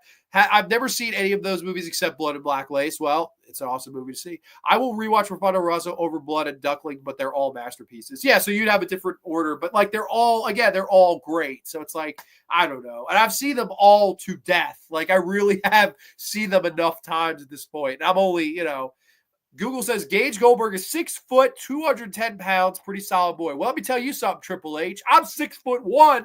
And the last time I weighed myself, I was 215 pounds. So I've got 5 pounds and 1 inch on him. I'm going to Grande bomb that kid all the way to hell in front of his dad. I should cut a promo on Bill Goldberg. Bill Goldberg, you son of a bitch. Your son has been watching your ass in the ring with a soda pop in one hand and his popcorn in the other. And he nudged me and he said, you know something? I want to be just like him. And the man he was watching, it wasn't you, Bill. It was me. It was the cemetery man from Salem, Mass. And I will kick your son's candy ass live in living color here on the Friday Night SmackDown. He doesn't have a chance. He doesn't have a prayer. I'm going to beat him so bad that you're going to wish he'd never been born, Bill. Come on, Graveyard. I've got it. You can't go wrong with any of the first 4 Halloween films, and I could agree them being so. Yeah, I don't. It's not scary if there's siblings. I don't get no. It's still a great. I don't give a fuck if they're related or not. It's great. It's just I don't know, and I agree. I like Halloween 3 a lot. To me, Halloween 4 should have been the end. That should have been the last one. We never make another one. That's absolutely should have been the end. Let me get some John Cena heat and say that Saw 3 is my absolute favorite. Oh, shit. Yeah, you're going to get some John Cena heat. John Cena sang. Oh, good. Lord Freeze songs. No, I'm just kidding. 3 is greater than 1, is greater than 2, is greater than 5, is greater than 6, is greater than 4, is greater than 7, is greater than X. The other 2 don't exist. I didn't like X either, for what it's worth. I don't like Saw 3, though. Saw 3... and Jeff and his dumb ass running around. Oh my God, I hate Saw. I really don't like Saw 3. And Shawnee Smith going full crack lady. I don't like the third. So it's overlong. The only good scene in Saw 3 to me is when they show the setup of the first movie when they're setting up the bathroom trap. That I love. The rest of the movie is for the birds for me. But I respect it. I dig Saw 3 as well. That's totally fine. Don't watch my review of Saw 3. I warn you both. You already know how I feel about Duckling. Greatest Shallow ever. Well, you can't. I can't argue that. To me, if you say any of those three, you're right. It's like, that's it. You got a lot of heart, Grande. I would root for you. Well, thank you. See, Triple H runs the show now, so Triple H is booking me to win. I'm going over. What a promo, a heel enough. Yeah, I think so. Thank you, Mateo. Go Grande, body slam Goldberg's kid back to his daddy's family jewels. What is it with the family jewels tonight, Miss C in the graveyard? I don't know, but let's move on to our next question here from my good buddy, Mateo Apandino. He first says, awesome to celebrate 300 episodes of the best weekly podcast in the history of YouTube. I forgot, ciao, Grande. Thank you, Mateo. That's very kind of you to say. And that made my day when I read that a few days ago. For me, it's hard to choose a specific episode, but I would say that I'm always excited for the format, overrated versus underrated. We can always get a good rant out of it. That's true. Some of my best rants are on those shows. You're Next, Jennifer's Body, those are some good rants. The Substance, good rants on all of those. They discover, question number one, they discover a new movie never released by a famous deceased director. Who would you like the director to be other than Romero? Very smart man. You know me well because that would be my answer. Question two, have you ever thought to do a second short after Down by the Bay? To answer question one, if it's not George, if it's not a long lost George film, that's a really good question. And you know me very well because that would absolutely be my answer. So the director has to be deceased, has to be a lost film they found of his, never before seen. I got a curveball. I don't think anyone would think I'd say this, even though I do. Everyone knows I love this guy, but I don't think a lot of people would guess this answer. I would say Jess Franco's Sex Charade. That is probably the number one lost film from a deceased director that I would want to see. And that's because, of course, Soledad Miranda, that's another collaboration between the two of them, and that no footage has ever been found. That's a true lost film. The only person to ask about it would be Jess Franco, and sadly he's passed away, and Soledad Miranda's passed away. So, a situation where that would be my number one yearned for lost fixture would be that movie. Just to see anything Jess Franco, Soledad Miranda collaborating, I mean, take my money. That's to me one of the best film collaborations were those two together. And I could always watch their stuff. So that would be my pick. A weird choice, I know, but that would be my choice. Honestly, that would be it. And the second question, have you ever thought to do a second short after Down by the Bay? Dude, I have. I really have. I have quite a few really good ideas. That I'd really want to do. I think I've told you about, there's the one where I want to do it's a laundromat where people go to place hits on people. You go in and say, hey, I want to see the special menu. And they go, oh, okay, well, you have to sign this. You have to sign it in blood. And then it'd be a situation where you can place a hit on somebody and it all comes out in the wash. The blood is off your hands. The guilt is off your conscience. Nothing. You don't have to worry about anything. You sign, seal, deliver, you pay, and they'll take care of the rest.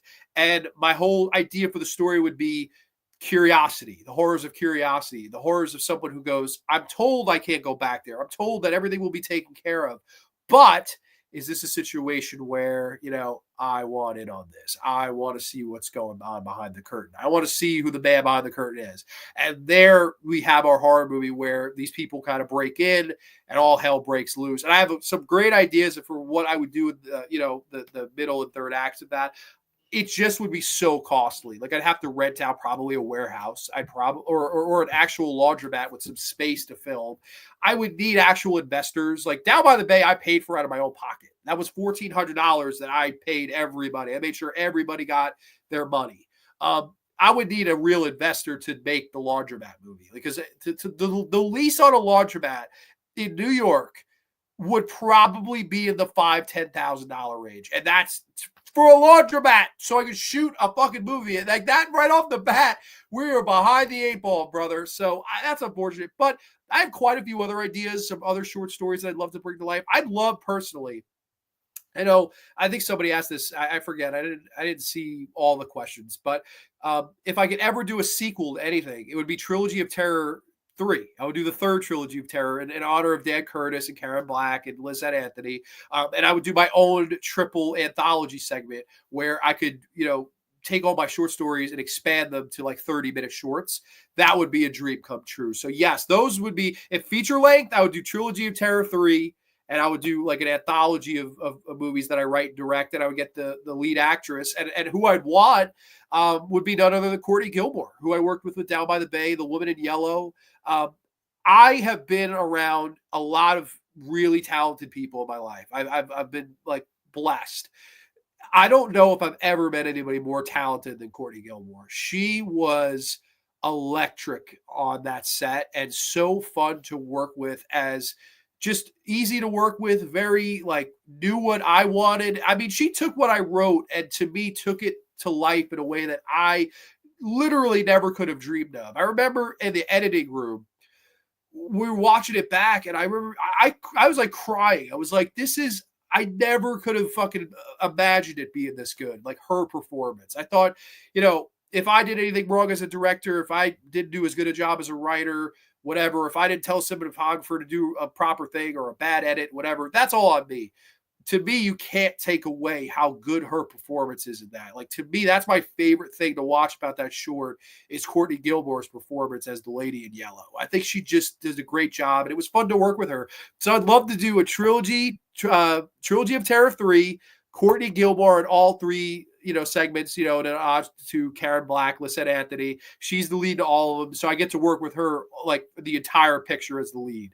That would be a dream come true. So yes, that's my feature length dream. And then the short, I would love to do the laundromat one. I think that would be a lot of fun. So those are, I'm sorry, I gushed a little bit, but that is the truth, with some cheese on it. Let's see. You got to love Saw 3D. That's a party film. Merns, I know you love Saw 3D. Fun fact, I think that's the only Saw I saw in the theater because I wasn't old enough. I had to take Papa Grande to let me see Saw 3D. And I remember he had the classic line. We left the theater. He's chain smoking a Marlboro. And I said, "What'd you think, Dad?" And he goes, "I think it was a waste of film." That's what he said. I'll be back for a few minutes. I got to get some more Mountain Dew. Hell yeah, Nanette. You got to get some dew. Lord Freeze, I watched it. It was seething LMAO. Also, Jeff's wife was the most beautiful lady in the series. You've got to hand it to him. Yeah, I'm trying to think. Who's the hottest Saw lady? Well, Shawnee Smith in the third one is hotter than shit. Granted, we just saw Shawnee Smith, man. Somebody needs to give her a cheeseburger. Shawnee Smith is like sickly skinny, man. Holy cow, man. Get that bitch a cheeseburger. I would get her a triple. Get her a Dave's triple, a large fry, a fucking giant Fanta, and let Shawnee just cook, man. That's what we need to do with Shawnee Smith. She needs a fucking burger. Hottest lady in the Saw movie. I would say Shawnee Smith in the third one is definitely, she's beautiful in that film. Underrated versus underrated horror, state of the genre address, worst horror ideas, and horror remakes special are my favorite shows you've ever done. Will we ever get a genre? Yeah, I think we should do a state of the genre address every year. Maybe every June we'll do a state of the genre address where we cover the movies that came out the first 6 months. We preview the movies that are coming out the next 6 months. Like, I think that would be really funny, or really cool to do, I should say. Also, love the found footage. Dude, you're one of my biggest supporters. So, Brett, thank you sincerely. I really do appreciate it. Where can I watch the film? So that's on you. So that's on my page. All you have to do is go to videos and then go to Down by the Bay. It did really well. It got over 1,000 likes. It has like over 5,000 views. I was so like, I never thought it would do numbers like that. I was hoping to hit 100 likes. That was my goal. I remember Mark Murphy, he said, "What's your goal?" I was like, "I want to get 100 likes on a YouTube video. That would be really cool."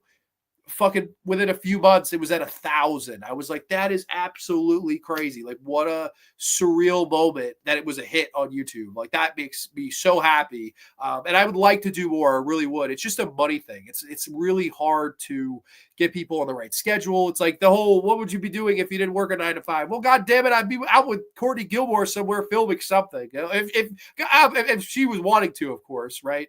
I'm back. Awesome. Papa Grande, short, but absolutely on point. Yeah, basically. I remember we saw a lot of movies that year because that was 2010. So it would have been 13. We saw the Predators movie with Adrian Brody. I really like that. I still do. I think he liked that one okay. But I remember the Saw 3D. He was like, he literally looked like someone died when we left the fucking movie. And he paid extra because it was in 3D. It was like a lot of money. And I remember him just being like, What the fuck? Like, he was so disappointed. What is your favorite Shawnee Smith movie? The Blob remake, easily. I love the Blob remake. That's a great movie. And I would have liked to have met her, but I just didn't. I don't know. No, you did not miss your questions. I'm going in order of how the questions were sent. So if you can look at the video, go newest to oldest or whatever the fuck, you can follow along like that.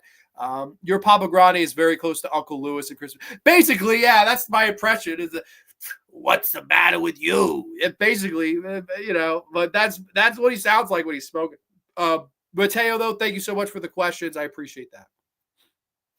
Alex Angelicos, next questions. Congratulations on 300 episodes. Amazing accomplishment. Thank you so much. My two questions. When did your love for horror begin? As in, when did the fascination start? What do you think the future of horror is going to be like? What would you like to see? Where would you like to see it go? Okay. As far as my fascination for horror, it would have all started with and I told the story on the very first episode. 300 episodes later, I'm telling the story again. So I'll try to make it as brief as possible and painless. I went to my grandmother's house in PA, and we had this awesome little 48-hour rental store. It was all VHSs. And I remember going up and down the horror aisle. It just always caught my eye. And I saw Friday the 13th, the original, the silhouette of the cover and the camper standing in the background. And I was like, that looks really cool. I rented it. I watched it in the back room of this really old, cold, with a blanket wrapped around me. I was like 4 or 5 years old, in that ballpark. And I was just floored by it. I loved everything about it. The kills, the arrow through the neck, Betsy Palmer at the end. It's just a great movie. To me, it's like it's the movie that got me into horror. And that really started my fascination with it. So yeah, I would say that movie.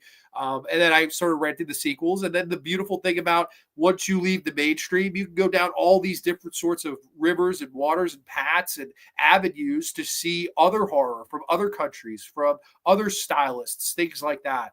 That's what I loved. So that's a big reason why the fascination started. And then where would I like to see, what do I think the future of horror is going to be like? Where would I like to see it go? Where do I see the future? We're in bad shape. Every major movie this year is a sequel. 28 years later, Final Destination 6 Bloodlines. Saw 11 got canceled for now. For now, don't fucking hold your breath. Strangers 2, fucking everything. It's every fucking major movie that's coming out this year is a sequel. Megan 2.0, all of them. It's like to the point where I get that you are afraid to take a chance on something that's not an established entity.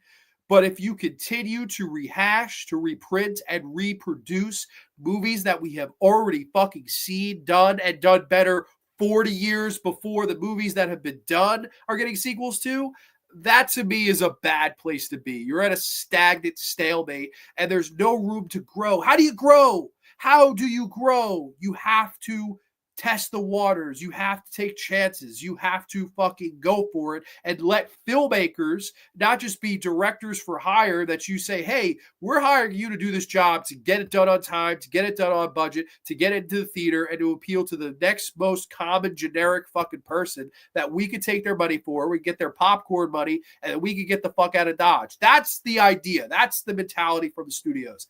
I hate that. I'm old school though. I like original independent horror. And man, some last year were really good. I really liked Heretic. I thought that was a really good movie. I love stop motion. That was my favorite of last year.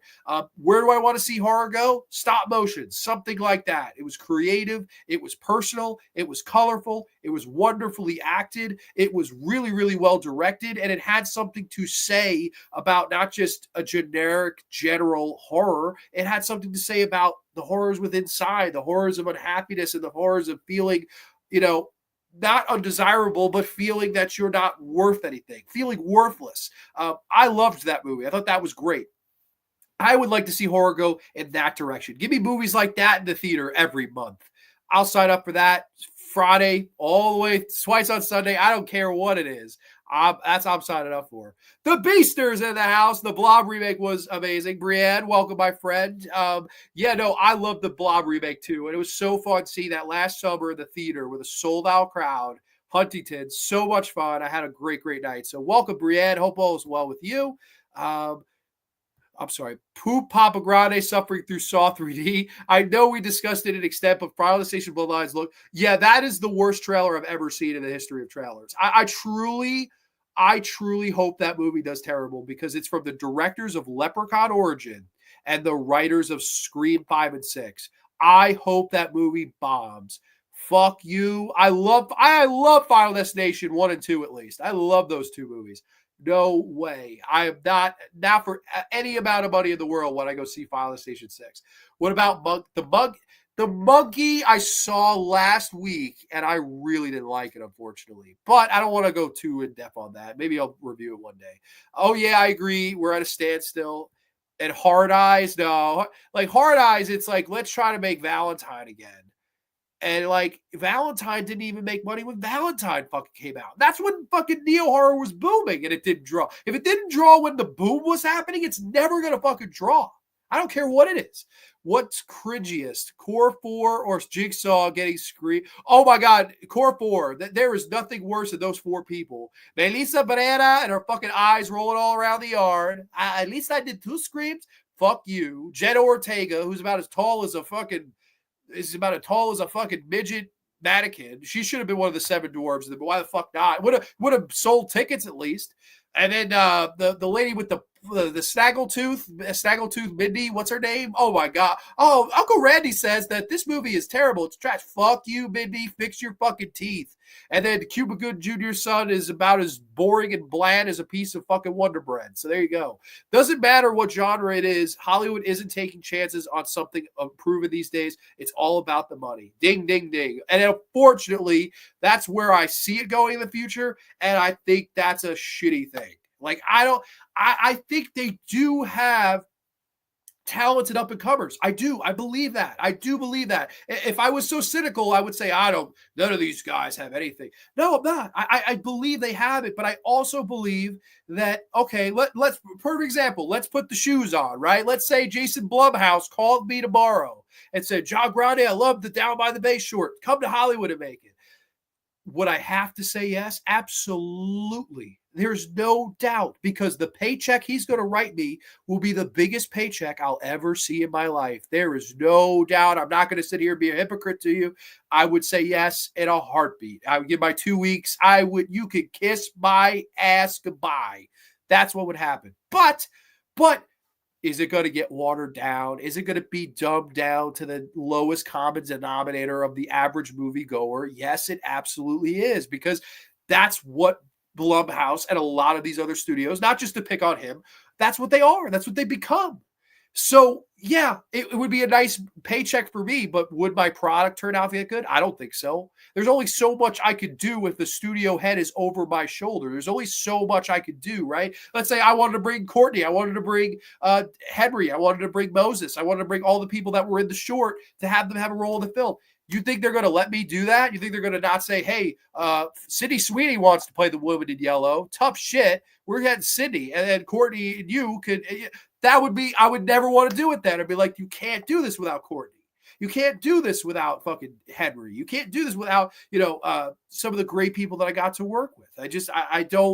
I don't see Danielle. I don't think it would work, but that's just me. Stop motion and Oddity were my two favorites from last year. Loved stop motion. Oddity is what I've still been meaning to see. Sonic 3 was amazing. Got to see Monkey, and I'm stoked for Bloodlines. Are you really stoked for Bloodlines? I agree. Sonic 3 was amazing. I had a blast with Sonic 3. I like all three of those movies. The Monkey Man, I just didn't like. One of the classic Hitchcock movies that I would love to see get remade is Strangers on a Train. Okay, interesting. You get that paycheck from Jason Blum, and then you could rent your laundromat. But Triple H says, you get your Jason Blum out, you get your laundromat, you son of a bitch. That is a classic. Yeah, you know what? I'll go make the movie for Jason Blumhouse. I'll let it bomb, and then I'm going to rent a laundromat and make the movie I want to make. That is so rebel. I love it. Then I think if you want original fresh movies is to watch the movies that don't go to theaters, isn't that sad? Like, that's so sad. You want to watch good movies? Don't go to see the ones that aren't in a movie theater. And that is such an oxymoron. Ashley Lawrence doesn't get enough love as a scream queen. What a cutie. Oh, dude, still gorgeous. Still fucking gorgeous. Long Legs was the latest original horror movie I enjoyed. Sounds like it's coming out. It's So I like what is coming out as shit. Yes, it is. I mean, I like long legs too. I really like long legs as well. So I'm with you. Mads from last year was great, done in one shot. I've got to see that. Yo, boss, congratulations on 300 live feed. Editor 666. Thank you, sir. I appreciate that. I want to see Final Destination Bloodlines, but only because it's the last movie. R.I.P. Tony Todd. I love Tony Todd. That trailer was just a failure. Heather's not wrong. Yeah, no, Heather's not wrong. She's not wrong. It's just she's also that was very funny. Like you take that check from Blum, you go to New York City and you rent your little laundromat, Grande. Like I love that is so fucking funny. Like some people dream for $1 million houses, luxurious cars. John Grande gets a laundromat, you son of a bitch, and you don't get any workers or anything. You just get a laundromat in a shithole. Crimes of the Future seems to be David Cronenberg's return to horror, which another one I didn't see. I got to see that. Ashley Lawrence was a smoke show in those Hellraiser movies. Would love to meet her. How did she come up? That is so crazy. I love her, but I didn't see the comment where she came up. I love Ashley Lawrence too. But thank you so much, Alex, for the questions. Let's move on to Mr. James Abernathy. Question number 1. What real life thing or situation do you find creepy? As an example, I'm a generally nice guy and polite, but I find people who are too nice to be really creepy. I mean, I could say it. I mean, there was a person, I won't say a name because then I don't want to be mean, but there is someone that we had a ban from the channel not too recently, or actually recently, that were asking just weird questions like, what Met games am I going to plan on going to? Am I a stockbroker? What do my parents do? Like, that's, you don't know me. Like, listen, I like to consider us all friends. But like you start asking shit like that, like what I do for a living, what do my parents do? What am I going to quit? Like that's too much. Some people go too far with their fucking questions, and it's like that's a little too personal. Like if I know you, I know you. You know, that's fine. But if I don't know you and then you're asking shit like that, it comes off a little bit. You said the word creepy, and that's why after enough of those, I was like, you know what? Honestly, thanks for coming. Goodbye. Like too creepy for me. So that would be one real life situation that I would say I find creepy. Question 2, whether it's a movie you have already seen in a different format or haven't at all, which movie would you like to see in a cinema experience? Even though there are movies much higher on my favorite movies list, I'm still kicking myself over not seeing Godzilla -1. Okay, so you're not saying necessarily what would your favorite movie be to see in a theater, because obviously Dawn of the Dead was always my dream, and now I've seen it 3 times in the theater as opposed to like 3 years ago I'd never seen it once. So that's cool that I've seen it in the theater now a bunch of times. Okay, Godzilla -1 was amazing in the theater though. You really did miss out. That was an amazing theater experience. Movie that I would want to see in a theater that I haven't, that I love. It doesn't necessarily have to be a favorite, just a movie that would work really good in the theater. That's a great question.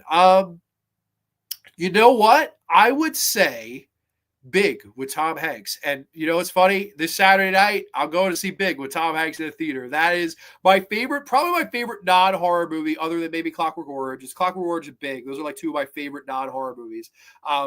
Big with Tom Hanks is a masterpiece to me. So that would be the one. I would say Big. And then he says, what makes your shows great are the variety of shows and subjects, whether solo or with guests. Do you always enjoy it? It's never a chore. Sometimes for me, it's a real education. My favorite is still the first episode of yours I've ever watched, which was the Alien versus Thing show. Not because it's intrinsically better than the shows before or since, but because those movies are some of my favorites, especially Alien. Sci-fi and my interests in special effects were my gateway to horror. Sending you all my love and appreciation. Thank you so much, James. That is very kind of you to say. I really do appreciate that. So thank you so much. Where the fuck were we? I think we were here. I know what you're talking about, Grande. That is stalker behavior. Fuck that guy. I think it was a woman, but yeah, it was weird. It was like, listen, if I know you, I know you, but I don't know. Like it's just weird. Alpha, what was my grandmother's maiden name? Alpha's like, how close are we, Grande? How close are we? We're close. Alpha and me. Alpha, I consider Alpha like a big brother. It's like I have a few people I consider a big brother out of here. Alpha is absolutely one of them. He's like my cooler older brother. And I would be totally comfortable telling him that. But yeah, no, Alpha's a good guy, man. I consider us. I'm not going to answer that on a live stream, but I would tell you in person if you ever ask. What is the kind of deodorant? What kind of deodorant you use? I'm an Old Spice fan myself. I use Degree. I use Degree deodorant, so don't judge me now. Don't block me. Grande, that is too much information, and you have to be weird if you ask someone personal questions like that person asked you. Yeah, I was hesitant about it. I even consulted with Miss C about it. I was like, what do you think? And she was like, oh, this person does it on other people. I was like, all right, Miss C, you know what? We're going to call it then. Miss C was the ringer. It's the only one that doesn't give me rashes. Oh, boy. Okay. Trenchy's in the house. Bradley, welcome, buddy. Hope all is well with you. Thank you so much for checking out the show tonight. Oh, dude, 50th anniversary of TCM and the Tasteless Plebs hated the movie, and I were making fun of it at the end. I left the theater sickened in the state of the shitty world. Wow. I saw the 50th anniversary with the cast and crew there in New York City, bro. We all were cheering at the end. Me and Fever Dreamland Theater, Anthony, we standing ovation. They did like a post Q&A. It was so cool. That is sad. That is tasteless if people don't like. There are some movies that are perfect, and the Texas Chainsaw Massacre, the original Tobe Hooper version, is one of those movies. So that is absolutely a shame. I agree. Woke up just in time for my own question. Cool. Thank you, James, for the kind question, kind words and questions, I should say. Marty is in the house. Grande, good sir, stopping by to say hi, and tis awesome sauce making it 300th live stream. Your streams are always badass. Marty, thank you so much. That means a lot coming from Marty. Marty is a cool dude, and man, he has all these amazing toys, and Marty also did the best review, in my opinion, for Alien Romulus. Really, I laughed so hard, I literally almost crashed. I had Marty on in my car, and I was driving home really late one night, like 1 a.m, and Marty was talking about Alien Romulus. I swear, Marty, you almost had me get into a car accident because I laughed so hard at the shit you said in the review. Marty is a legend. Just subscribe to this man because he's awesome. Hey, Grande, I read that they are planning on remaking the classic silent science fiction movie Metropolis. That's interesting. I mean, what aren't they trying to remake anymore, really, I guess? Ashley Lawrence came up as a fruit of my perverted mind. Okay, well, that's fine. I do love Ashley. 300 hype. Christopher is in the house. Welcome, Chris. Hope all is well with you, buddy. People are saying, okay, been a while since I've seen you. Okay, very cool, very cool. So let's move on to the next question, though. And this is from Haddonfield Mascot, one of the newer viewers. Thank you so much. Hell yeah, congratulations. Everything I've seen is great. I really like the last week's top 10 horror movie scenes and the Eggers versus episode so far. Thank you so much. What is the biggest almost happened in horror that you wish it happened? Could be anything. 2, would you rather fight David Gordon Green in an I Quit match or a Hell in a Cell match? Oh boy, that's a juicy one. Let me take question 2 first. I wouldn't fight David Gordon Green in an I Quit match for one reason. Because that pussy already quit. He quit. He got the $400 million payday to make the 3 Exorcist movies. Exorcist Believer, Exorcist Deceiver, Exorcist I'm Not a Fucking Believer. He got the paycheck. He made one of the 3 movies he signed on to do. It bombed and got so critically shit on that he quit. So he already is a quitter. We know, David Gordon Green, that you quit because nobody liked your shitty movie. And even though you had a huge multi-million dollar paycheck, you said, I quit. I don't want to do it anymore. Give it to somebody else. I'm going to go make some fucking short films about birds and trees. Fuck you. I would fight him in a Hell in a Cell match. I would absolutely, I'd kick his ass on top of the cell and I'd grande bomb him off the cell, not onto the table, but onto the concrete floor. And then I would like dive off and do a big like moonsault or something onto him for the 3. That would false count anywhere, Hell in a Cell. I'm throwing David Gordon Green's ass off like fucking Mick Foley. That's what's happening, man. Fuck him and his quitting ass. I hate him. What is the biggest almost happened in horror that you wish? That's a good question. Wow. See that this is what I wish I had like read before. Like a lot of these I just hearted them because I was like scared. I was like, I don't want to come in with preconceived answers. It's not organic. This is what I probably should have. I would say off the top of my head, I would say season 6 of The Twilight Zone. That would absolutely be my answer because The Twilight Zone, the original Twilight Zone is my favorite show ever. I love the original Rod Serling Twilight Zone series. The 5th season, they all thought was going to be the end. It ended up being that way, but it had good enough ratings. And CBS went to Rod Serling and said, listen, I know you may not want to be doing this, but we did enough to redo a 6th season. Like, we have enough money. We could do more episodes. What do you say? And Rod said, shut it down. And that, to me, is the biggest like knife in the heart. It's my favorite show, right? Even if it was a bad season, we would have had one or two good episodes, maybe even more than that. I really, really think that's a big what could have happened, right? Let's say it was a big rebound. Let's say it was a return to form. Let's say that 10, 12, 13 good episodes in a season. Would the Twilight Zone have gone on to a seventh? Would it have gone on to an eighth? Would it have kept going until it shat itself? I don't know. That's a big what could have happened for me, because I think if Rod said yes, and if Rod wasn't so burnt out, I think he would have done it. I think Rod was more interested in teaching at that time. And you saw what happened. Rod missed it. He missed the money. He missed the fame. And that's why Night Gallery happens. And it's just not the same as the Twilight Zone. It's fine. It's okay. But it's not the Twilight Zone. Nothing is. There's never been a show before or after that is as good as the Twilight Zone, in my opinion. So that's the biggest what could have happened to me, is like, I wish to God we would have got a season 6 of the Zone. If for nothing else, it would have had one or two more classics in there. To me, it's worth it. It would have absolutely been worth it. But I think he was burnt out. He was sick of working with them. He hated all the, Rod Serling told horror stories of working with CBS, of a character ordered tea in an episode once, and they made him re-edit the line to order coffee because they were being sponsored by a coffee company. That was like crazy, absolutely insane. Some of the shit CBS did to Rod Serling, and I get why. 5 years he tapped out. He was like, I'm done with this. I respect what he did. I just wish, selfishly, as a fan of that show, I would have got more. That's kind of where I'm at. So where the hell were we? I think we were here. The Graveyard doesn't do personal questions unless it's fun. The stuff this person was asking was just plain weird and invasive. I second that. Been working on my health, and that's good, man. I hope you're doing well and healthy. Hell yeah. Number 2 was a trick question for you. There you go. Yeah. What is the video that you did on your channel besides your short movies that you got a lot of people watching that surprised you? The number 1 most watched Grande's Graveyard, for some reason, is the Wrong Turn episode. I don't know why to this day that it has like 8,000 plus views. I have no idea why. It's not like Wrong Turn is this big entity, but that episode just caught fire, and that's my most watched one. I don't know why. So yeah, that's my answer. That's surprising. I don't understand why the number 1 most popular Grande's Graveyard is an episode where I literally put over Wrong Turn 1 and 2 and then bury 3 through 7 or whatever the fuck it is. Horrible. People talk, sometimes you got to just prioritize health over channel. Oh, good. Okay. Absolutely. Health comes first. OG Twilight Zone was so good. Sick answer. I don't even know what I would. Yeah, I don't either. I feel bad. I wish if I had read your question in advance, I would have had a more prepared answer off the top of my head. That I think is a big one for me. So I appreciate the questions though. Thank you. Next question here comes from Alpha Romero 88. He'll be on the channel next week. Congratulations, man. Of the big masters of horror directors, who do you feel is the most overrated? Ooh, we're going to piss somebody off.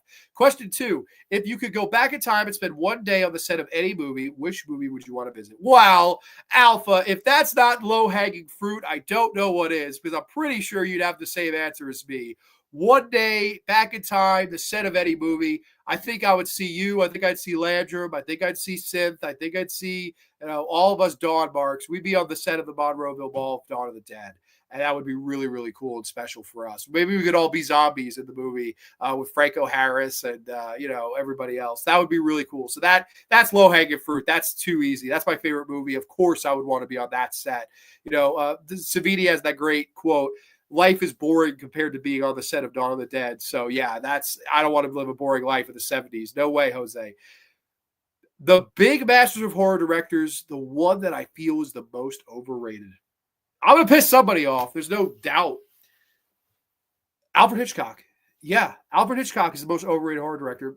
I know he directed more thrillers than horror.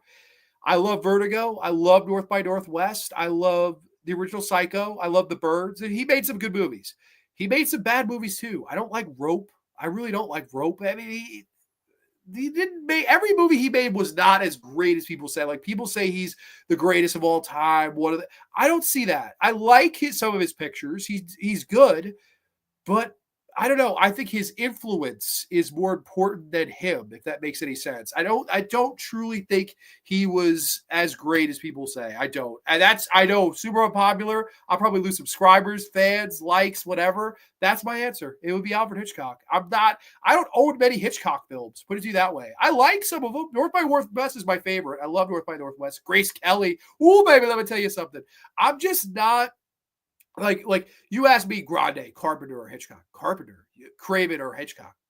Craven, Romero or Hitchcock. Romero, Argento or Hitchcock. Argento, like Bava or Hitchcock. Bava, like I would, all of those guys, I'm taking them over Alfred Hitchcock. I think more film, like, I guess I don't want to say historians, but like film, I guess purists would pick Hitchcock just based on name alone.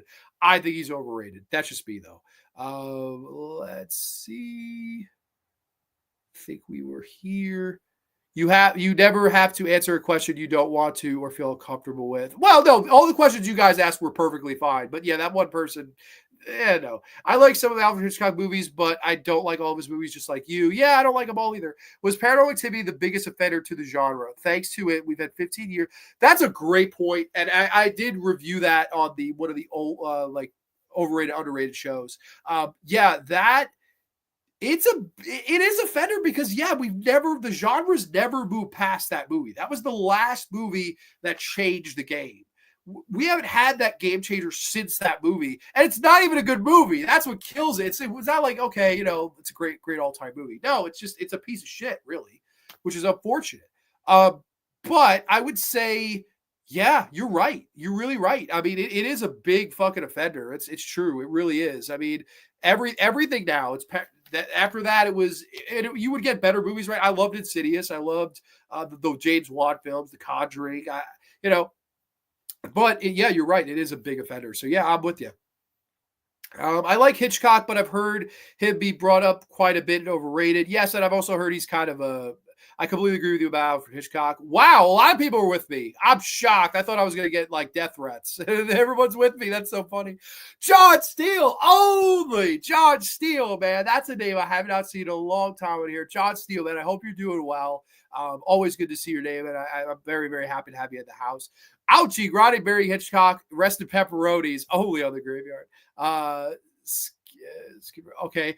We've never moved on from Paranormal Activity. It's the truth. It's never happened.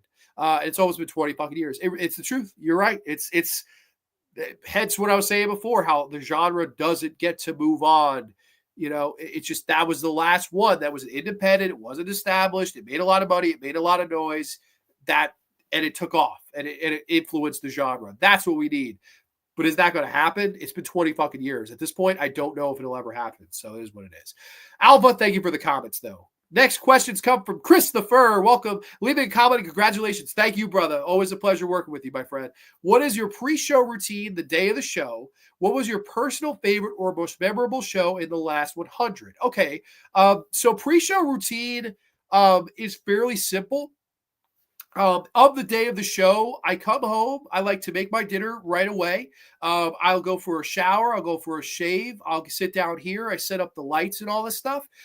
Then I just start to do some last minute research. Just want to make sure I go over everything that I want to discuss on the show and tackle. If there's any fun facts I want to mention, I'll go check it out. If there's anything, I have a lot of mental notes. Like sometimes I'll have guests on and they'll have notes like Mateo and Dr. Howdy and AJ. They had like notebooks. I'm like, dude, I've never written one note for this show in my life. Never, ever. Never have I written down, I need to say this on Grande's Grave. Never.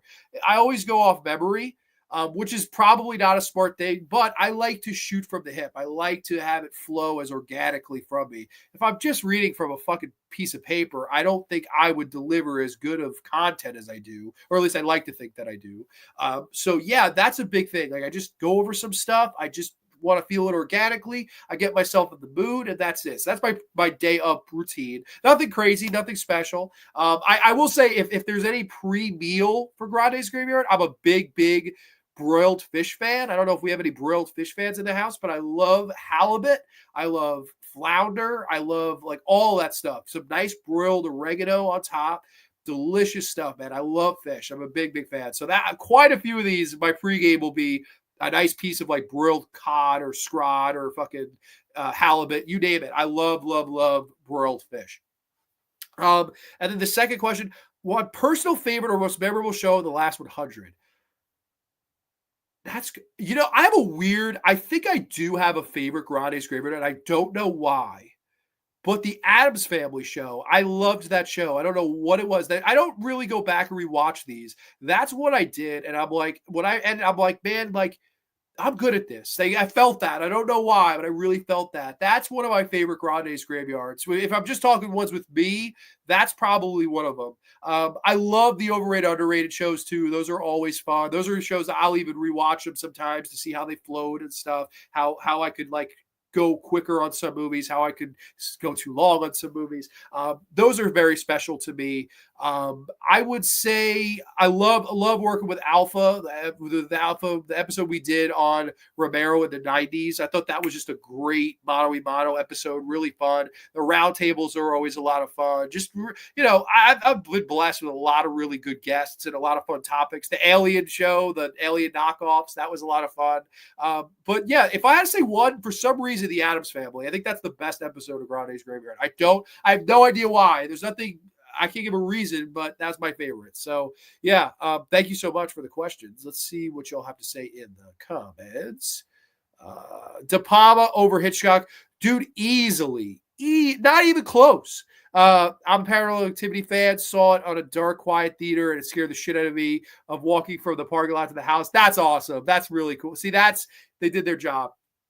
Freestyle is here. Yeah, I'm not as good if I'm reading off a piece of paper. I'm just not. It's not gonna sound the same. It has to come from here, and like it has to come from my mind, right? Like I sometimes think of things that are very one dimensional, and I'm like thinking, well, what about this? Like what?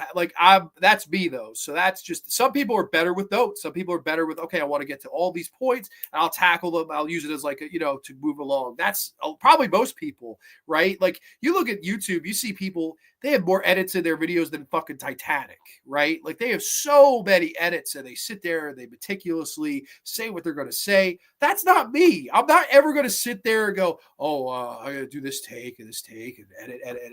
That's not Grande, man. I just come in here and I drink some dew and I tell you what I think, whether it's good, bad, or the goddamn ugly. And that's, maybe a reason why it hasn't grown bigger. Maybe it's a reason why it has grown to what it's grown to. But that's me. It's 100% my style. I will never watch Paranormal Activity. Nanette, you are smarter than me.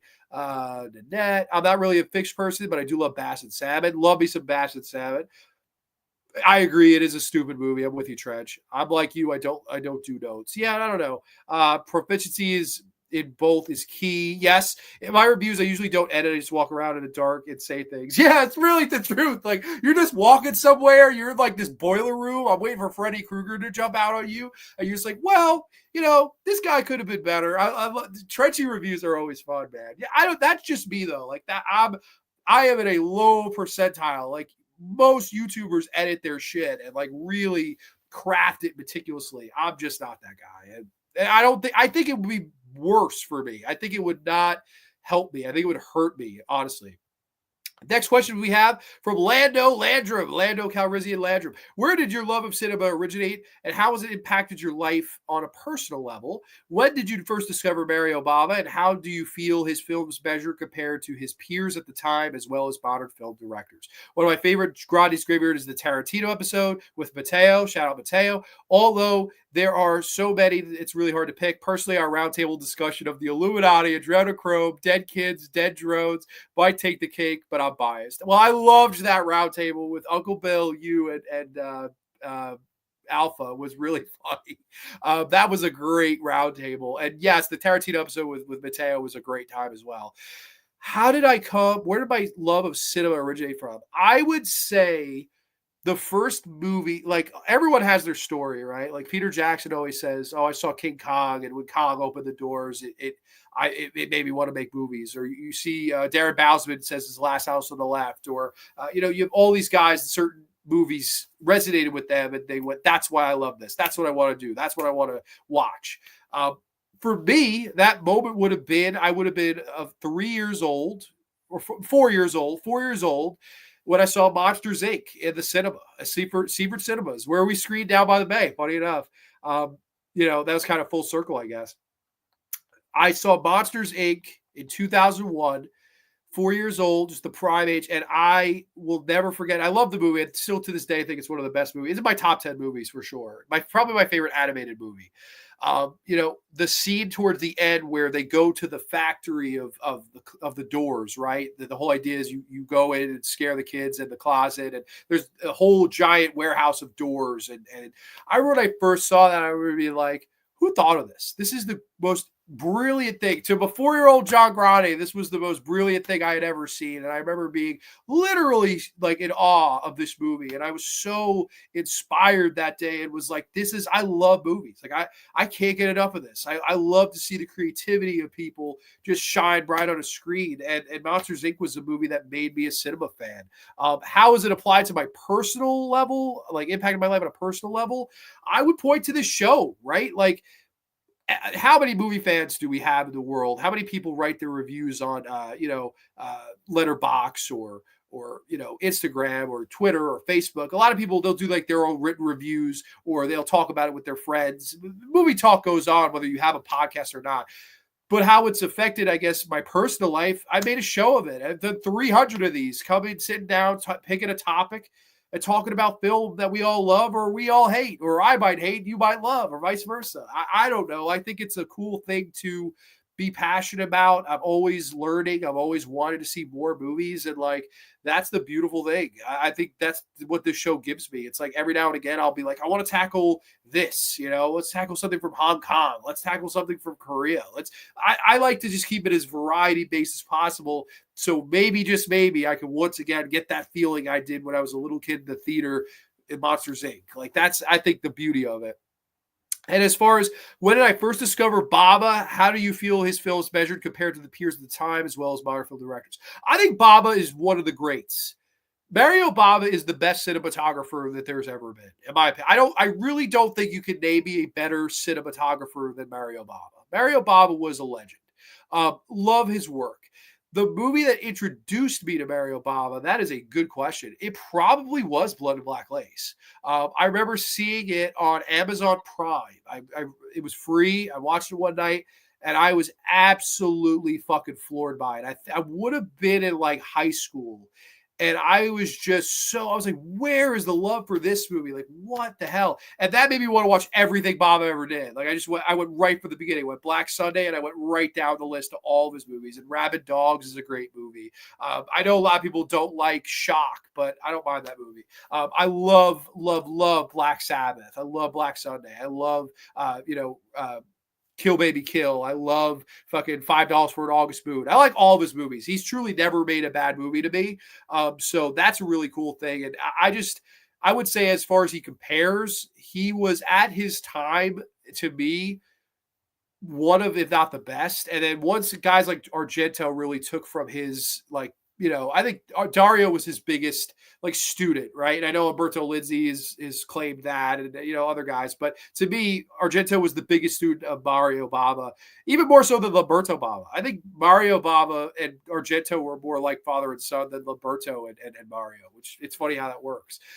But yeah, no. One of the greats then, one of the greats now. That's how he compares. But thank you, Landra, for the very nice comment and questions. Let's see. I think I agree on De Palma, but no Hitchcock, no De Palma. Yeah, exactly. That's the influence of Hitchcock it can't be understated. But am I a giant diehard fan of his films? No. I literally don't know if I own an Alfred Hitchcock movie. I don't think I do. Ben Grimm's in the house. Dropped the Grande workout plan. I don't work out. John Grande does not work out. I do not watch found footage films because they make me sick. I mean, physically sick. Oh boy, that's not good. There's still a table that still needs to happen there, Pajama Pants Plan. Well, you know what? John Steele. You know me pretty damn well. I am maybe wearing a blazer, but I am also wearing pajama pants. So, we're Pajama Pants playing all the way to the graveyard, baby. I have a question, since everybody's talking about Hitchcock. I always think about Psycho when I take a Hitchcock. With that said, what movie do you watch that you're always thinking about that person? is the serial killer that is, do you like the serial killer? Whoa, okay, I lost this question. I'm kind of confused with this question.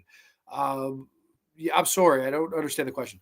Some other Portuguese horrors are Cosa Ruim, 2006. I'll See You in My Dreams, 2003. Oh, well, maybe we'll do a Portuguese horror episode. I'm always open for that. Interesting question to that. Shock is greater than first horror I've ever seen. Okay, it's on my mind. I was in a channel discussion yesterday, and they were talking about Ted Bundy, and I've been thinking about serial killers because of that. Okay.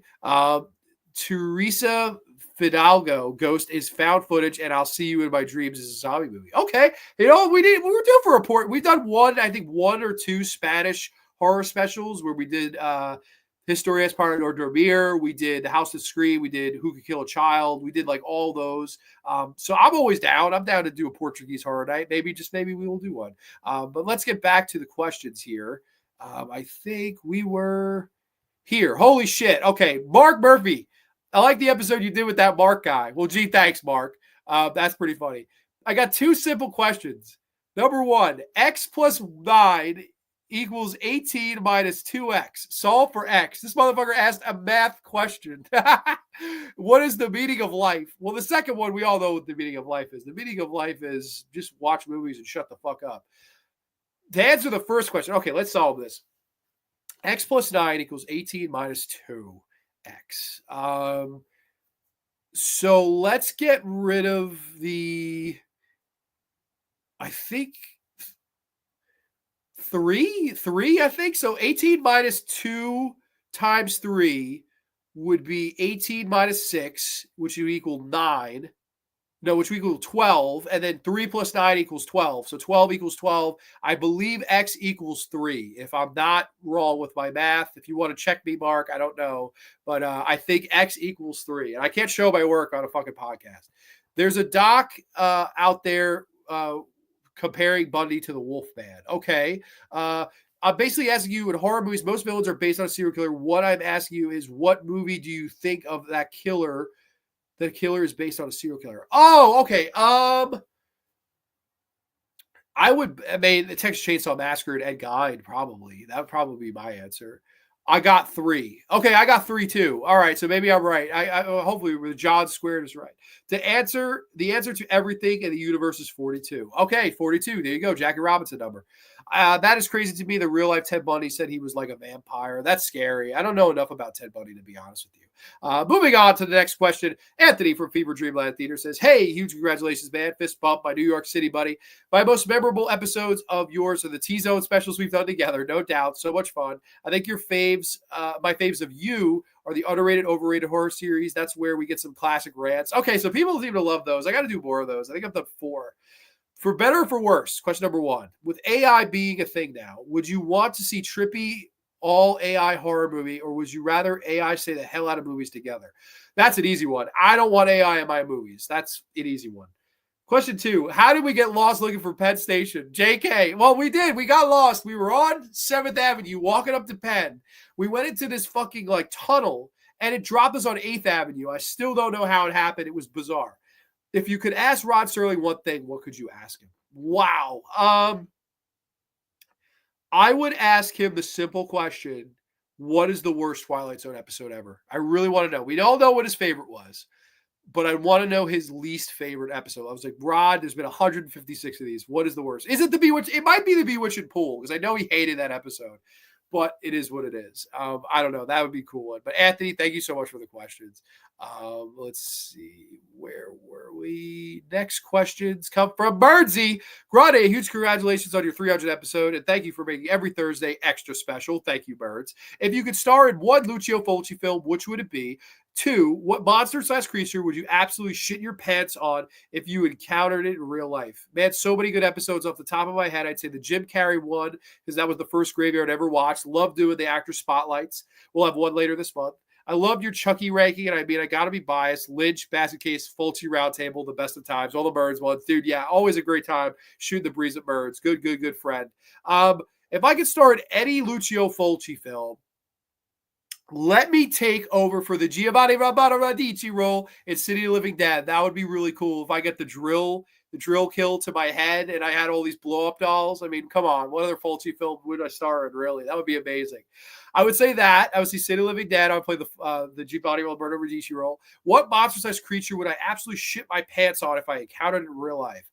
Xenomorph. Actually, no. I take that back. The Creeper from Jeepers Creepers. That thing is fucking scary. Like the fact that the second one, when it's like picking people out because of your fear, that holy shit, that creature scares the shit out of me. So I'll say the Creeper from Jeepers Creepers. That one fucking scares the shit out of me. So not a big fan.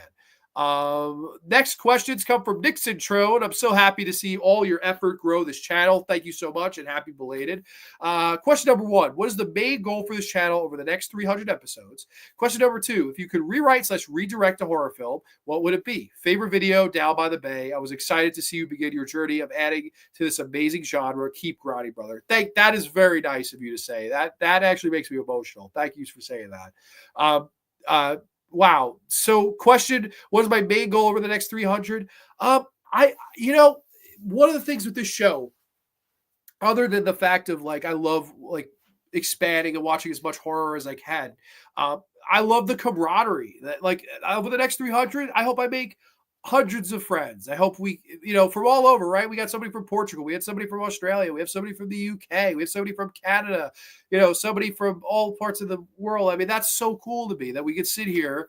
We're all from different places. We're all from different spaces, but we could all sit here and talk about horror movies and why we love them. I think that's a cool thing. So my goal over the next 300, try to be just as good, if not better than the last 300 and meet as many people from as many places and talk as much horror as we can. That's my goal. Just never stop. Full steam ahead. I would love to keep doing this till I'm in an actual graveyard. That would be the goal. If I could redirect a horror film, what would it be? Wow. So a remake. You're asking me what movie would I remake if I could redirect or rewrite it? So basically, what movie would I remake? That's really tough. I don't know. That's actually really, I don't know how to answer that. I mean, generally, I wouldn't pick a movie I love because then you're not topping it, right? You don't want to improve upon perfection. Movies I wish I could fucking remake. That is such a good question, but I don't really know my answer. How about, no, I can't. I mean, it was never a movie. I would say that the movie I want to make that would be like, something like that would be like the Teen Titans. I would love to make a Teen Titans live action movie, but I mean, that's not one that's ever been made before. So I couldn't say that. I would say, okay, I'll put it this way. I'm going to have to go with a movie series. I don't think you said horror movies strictly. Yeah. Oh, no, you did. You did say horror movies strictly. Sorry. Okay. I have to change my answer there. Has to be a horror movie. Has to be.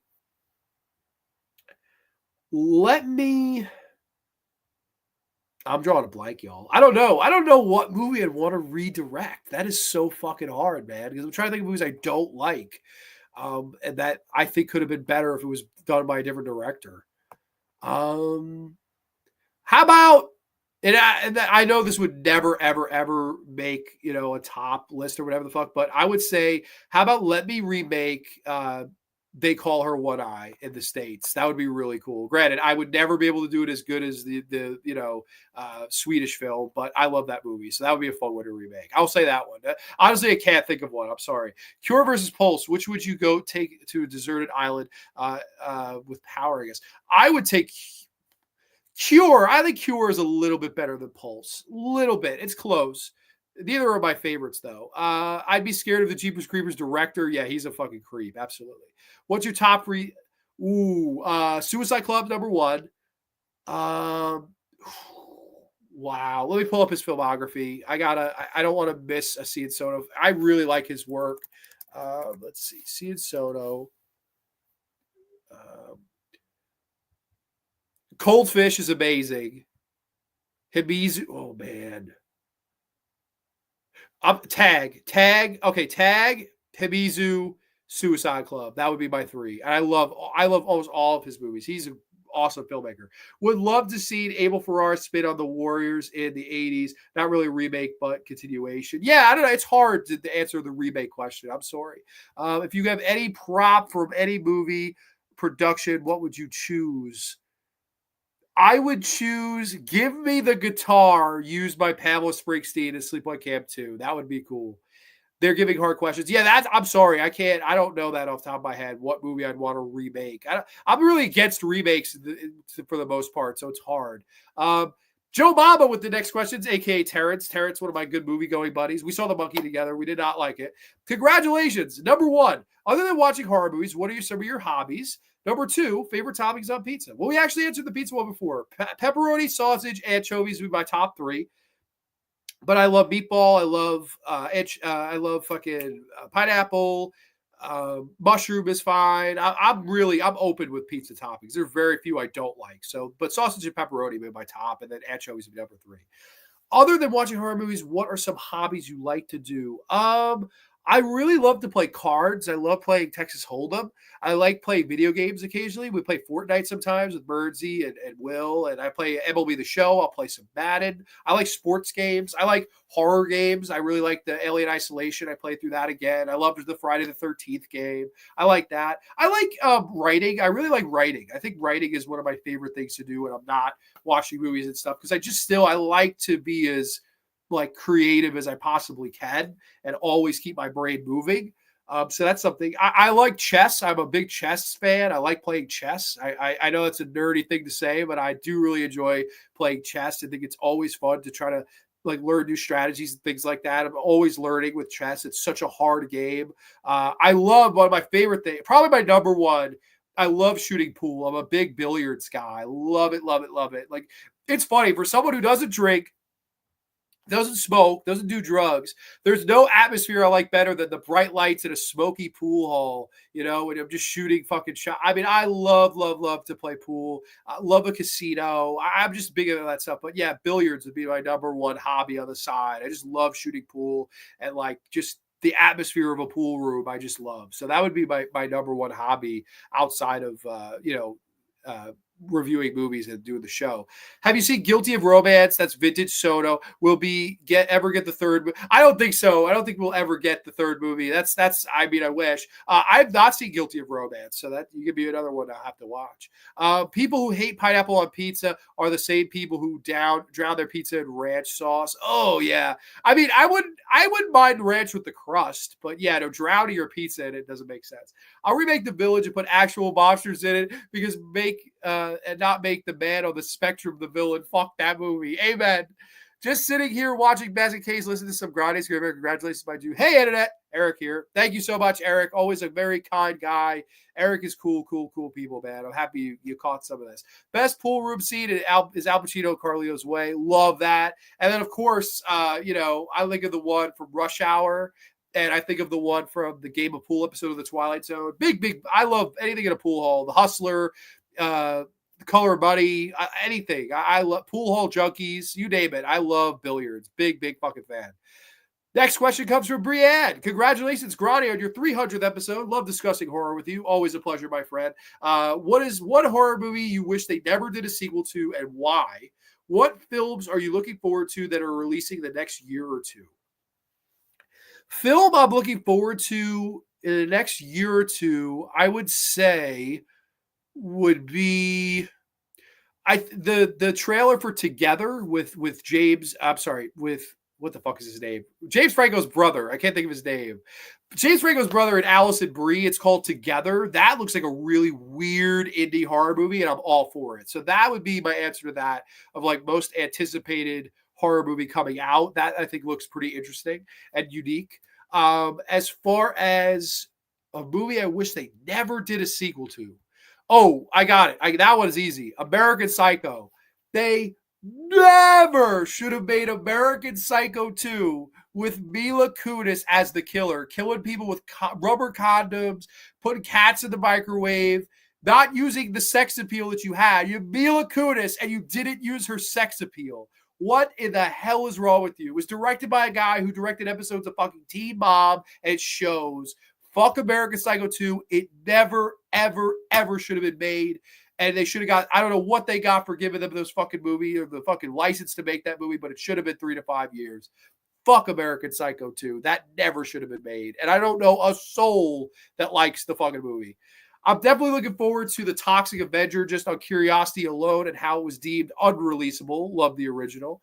Okay, absolutely. Happy 300th, Grande. Thank you so much. It's all for you, Demon. We got Kubrick Lover in the house. Kubrick, welcome, buddy. Yeah, Brienne liked that answer. I'm not an American Psycho 2 fan. What up? Kubrick people saying hi. Hey for you all. They never should have made a sequel to Cabin Fever either. Oh, shit. Cabin Fever 2 with the fucking oh my god, I hate Cabin Fever 2. What a piece of shit. The Cabin Fever 2 is like, let's rip off Prom Night and let's make it like a obnoxious John Waters body horror movie. And oh my god, it is the biggest piece of shit. I hate that movie. You have the fat lady that seduces the prom king somehow. He's like, hey, they all said you'd be great. Who the fuck said a 400-pound lady at the fucking dance with arm fat that looked like giant fucking swimmies was going to give you the best blowjob? Who the fuck told you that, my guy? Because whoever told you that and you believed it, they were ribbing you. And yeah, you deserve to fucking slip into the pool and crack your goddamn candy-ass head open. Holy shit, I hate Cabin Fever 2. That is a piece of shit. That's a great pick for a sequel that never should have been made, because then unfortunately we got Cabin Fever Patient Zero with Sean Astin's fat ass, and he did that to buy a fucking meal at fucking Five Guys. And then they made the Cabin Fever remake, which is another piece of shit. Oh man. But William Shatner's in it. Let's see. Jaws didn't need a sequel. You're right, but it made so much fucking money that you had no choice, really. I mean, it's not as big an offender as fucking American Psycho 2 and Cabin Fever 2. I agree with you to an extent, but they made too much money to not. And you also got the greatest tagline ever. Even if you don't like Jaws 2, just when you thought it was safe to go back in the water. That's the greatest movie tagline ever. So I get what you mean, but I'm going to have to slightly disagree. I don't think Jaws 2, and then obviously, Jaws 3 and Jaws 4 are what they are, but, I don't know. If you have future plans to put a writing team together, Grounder, consider me. John Steele, bro, I would give you a call in a heartbeat, man. Absolutely.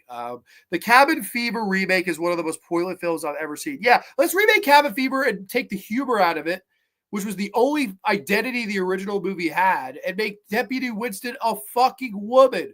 Hey, man, it's the party man. Fuck you, man. Somebody go find Giuseppe Andrews wherever the fuck Rocky's hiding under. Go fucking find Giuseppe, because, man, that's just not it. Can I ask you something? It's all okay. You have you have a point. Pancakes. Jaws 2 is fantastic. Yeah, I don't hate Jaws. I wouldn't say I don't hate it though. You're fine.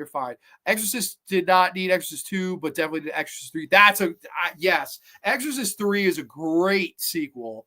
I love it. Exorcist 1, Exorcist 3 are great. I love both those movies. I would say that. Yeah, for sure. I'm with that. The Heretic is another story.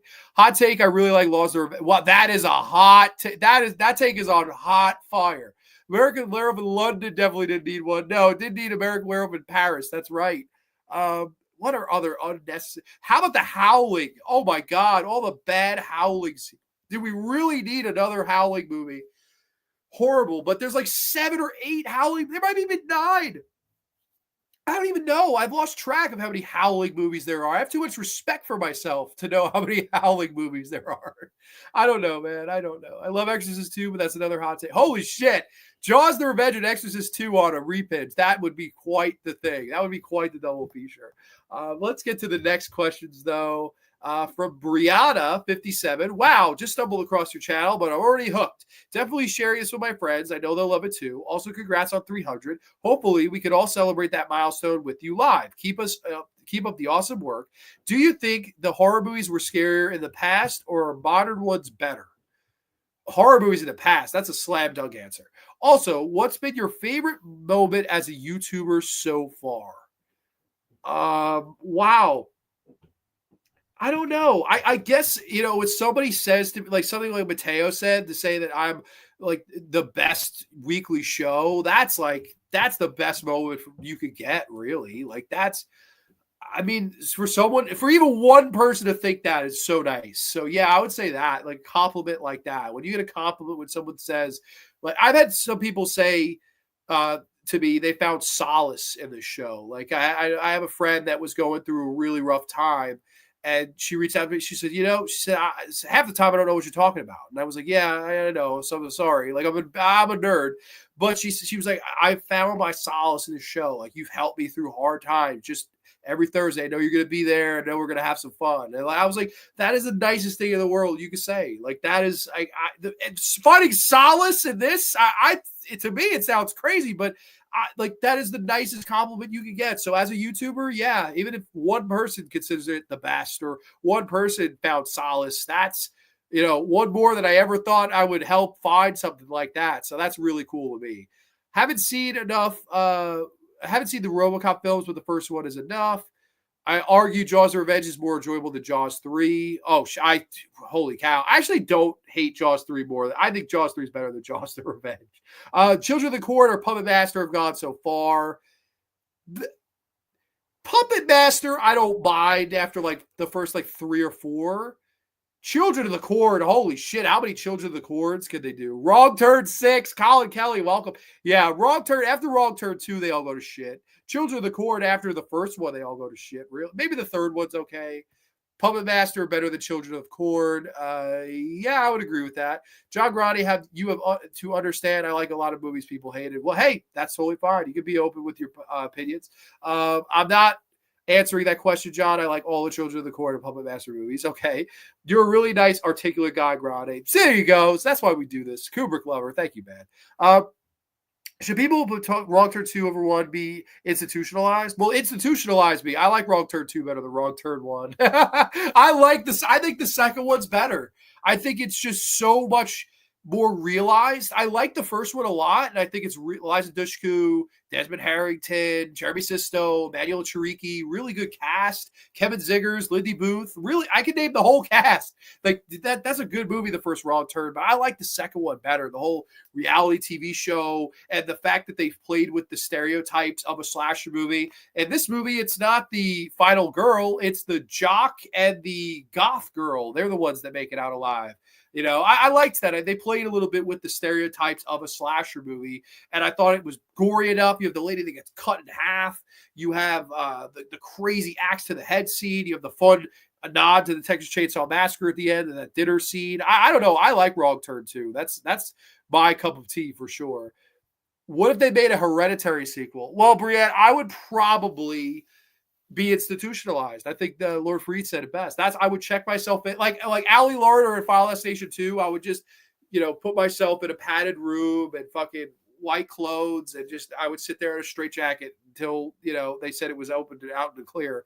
Grande, you and I have had some disagreements on your movie reviews, but yeah, exactly. Like we can disagree all we want. It's only like some people can't do that. Some people just go, oh, you're an idiot. I can't. I hate you. Like what? Like if you're running a weekly show, man, people are going to have different opinions than you. And it's fun to talk it out. I like to hear the other side, not to just, be like, okay, whatever. I don't know.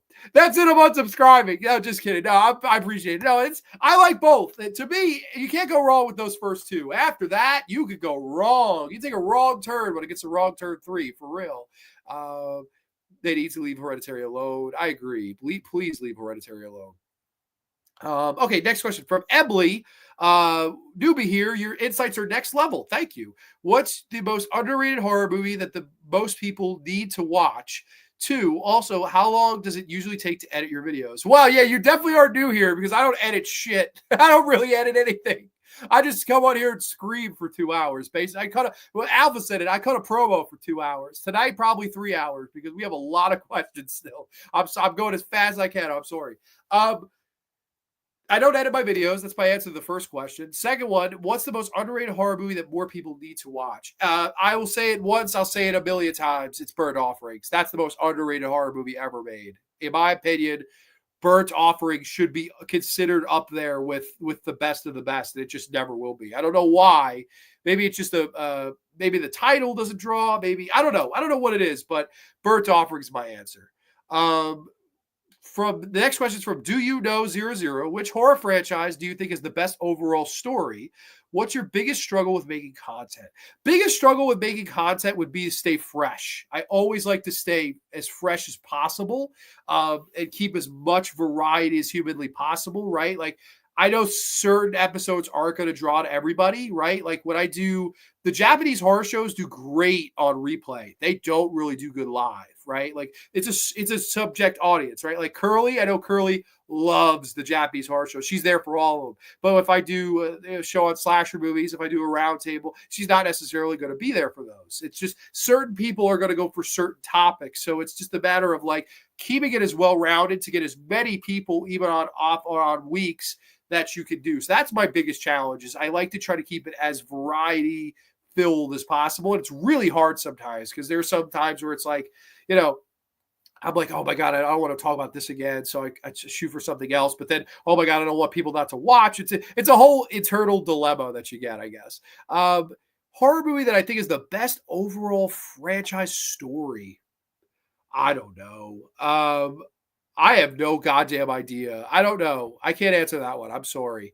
Let's go back to comments. Mateo, have a good night, everyone. Congrats always, John. Again, John, always a great show. Love, brother. Dude, I love you too, brother. Thank you. And I'm so I know this is running long, this show, for anyone that's been here from the beginning. We're at the 2.5 hour mark, so I'm going as fast as I can. This literally might be the longest Grande's Graveyard, so it is what it is. But we saved the longest for number 300.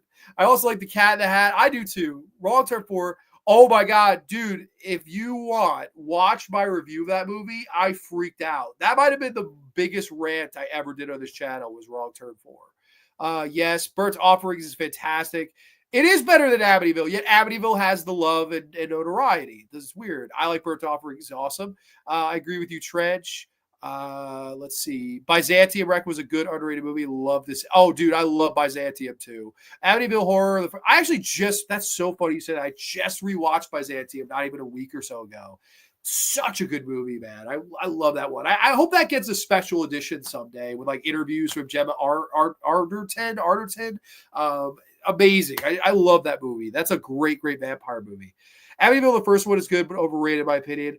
I think it's really good, and I love the second one too, for what it's worth. After that, yeah, I love the It's About Time with the clock. That one's fucking great too. I like the remake more. You've helped me through some tough times too, all the way in Portugal. Well, I appreciate that. Thank you. I really do. Also, listen to the show on the drive home sometimes when I'm Ubering. Oh, really? Wow. Isn't that cool? That is such a freaking cool thing. I appreciate that, man. See, you even help one person through a tough day. That's the ultimate. There's no movie I could talk about here that would be more meaningful than that. So that's really cool. Thank you, man. Ava 21121. Hi, I was invited, but I'm so glad to be here. Keep up the good work. Which horror movie death scene do you think was the most creative? What's your dream collab on YouTube? Dream collab on YouTube, I would have done already. Would have been the Dead Pit guys, who are probably doing a show right now. I love the Dead Pit's my favorite show podcast ever. I literally grew up listening to those guys in middle school, high school. There wouldn't be Grande's Graveyard without Dead Pit Radio. Like I love Dead Pit Radio. They were always so nice to me. And to work with them on YouTube, I had Uncle Bill on. I worked with CK on Dirk's channel. So surreal to talk to those guys, do a show with those guys. It was literally like, it would be the equivalent of like a little kid who dreams to play baseball one day with his favorite player and getting to do it. Like that's what I got to literally stream an episode on my channel with my favorite all-time horror talk people. Like that was the dream collab come true. So that one easily. Death Scene that I think is the most creative, easy. Nightmare on Elm Street, Tina getting killed in the corner of the box, and oh my God, like the way they shot it, and seeing somebody get split open and fall into the bed, but you see the cuts appears. Freddy's not in the room; she's being killed in the dream. Always thought that was such a great sequence. I love that kill scene. So yeah, that's one for me. Love Tina's death scene. Dan Craigs, congrats on 300, my brother. Nobody with more passion and dedication to his craft than you. Thank you, man. Dude, thank you so much. Do you have any thoughts on producing another movie? Yes, we went over that. I do. I'd love to. It's just a matter of I need to get a real investor this time. And if I could, I would love to do it. Like I said, a trilogy of terror with Courtney Gilmore as my lead, or the laundromat horror movie. Please, like sign me up. Signed, sealed, delivered. That would be really cool. What do I think the Steelers' record will be for the season, as well as if they do not win a playoff game, does Tomlin get fired? No way Tomlin gets fired. They'd have to go 0-17 for Tomlin to get fired. That's not going to happen. I don't. What will the record be? I'm going to say 10-7 again. I think they have a good enough defense that got tired towards the end. I think it looks like it's about to be Mr. Rogers' neighborhood. It's going to be Aaron Rodgers, I think, is going to be the quarterback, unless they draft somebody out of left field or they go with Mason Rudolph, the red-nosed reindeer. So we'll see. But I don't know. I would say if they go with Mason, they're going to be 8-9. If they go with Rodgers, they'll be 10-7, and they might sneak it as a wild card. Does Tomlin get fired if they don't win a playoff game? No way. And if they win a playoff game, I think he gets an extension. So put it to you that way. I don't. The only way he gets fired is if you had some 2-15, 1-16, 0-17. It had to be something like monumentally bad. Dreamscape Diaries were the next questions. If you could recommend just one horror movie to someone who's never watched one before, what would it be?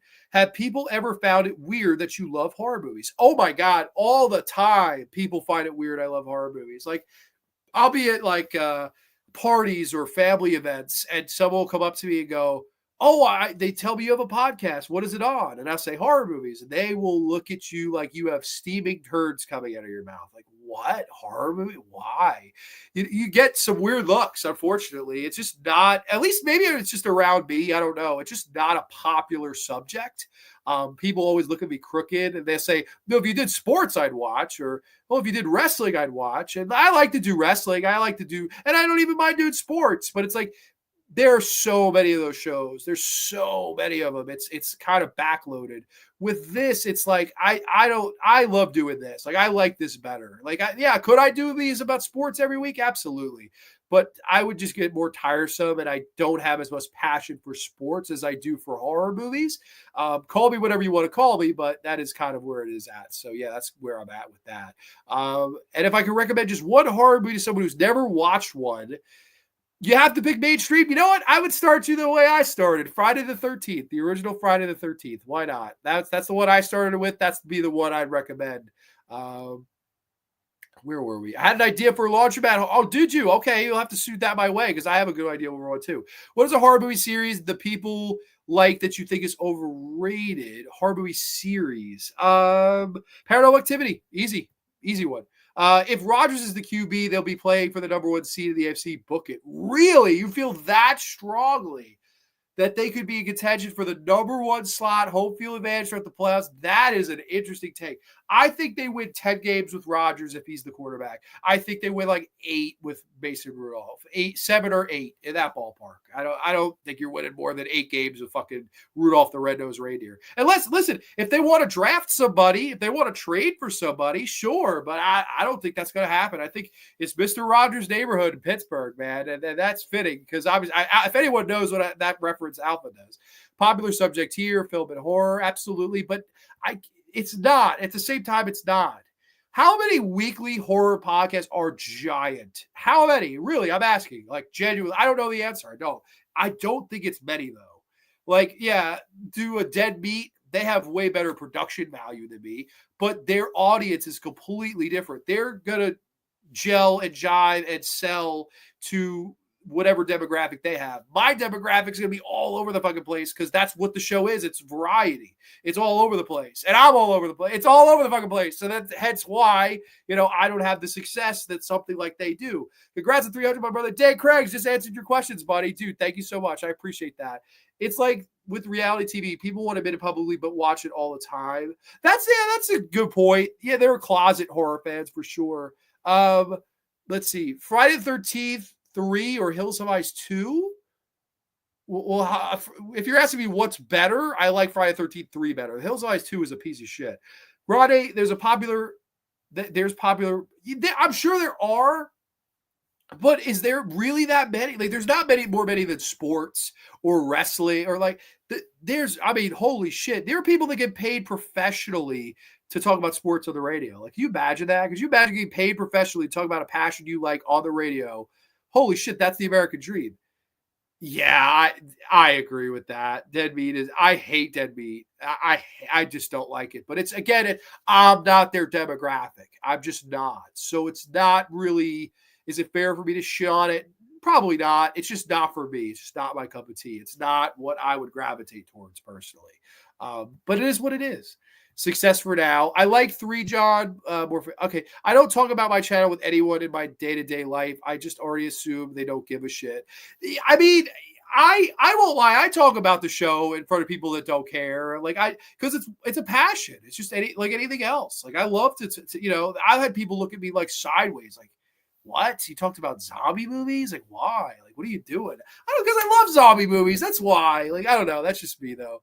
Oh, I'm a sucker for reality TV. I am too. I am a sucker for reality TV as well. I mean, you will become more of a success. I hope so, but I don't know. But I appreciate you saying that. Oh no, Mr. Bill, LMFAO, I like it. Hills of Ice Part 2? Wes Craven's? Really? That is a shocker. They do. WFAN, man. I can't stand some of those fucking people. I really, truly can't. It's like, I would love to do that job. But again, you probably would become annoying. Like, how much sports can you talk? Like, that's my problem with that stuff. Like, yeah, I love talking some Steelers or baseball. Like, it's fun, but like, I'm not a hockey fan. I'm a casual basketball fan. If the Knicks are on, all right. But I don't follow the Knicks. Like, I don't know. I guess I love sports too, but I don't know. I don't think it would be as good if I did that every week. If not successful now, Grande, look how many people are watching. Well, thank you. I dropped horror references when discussing lighting looks for theater. Just the other day, I was describing a lighting look, and I said, just like Hellraiser with a set of heights appear. Yes! Hell yeah! That is amazing. That is awesome. Grande, you weirdo. I'm a weirdo.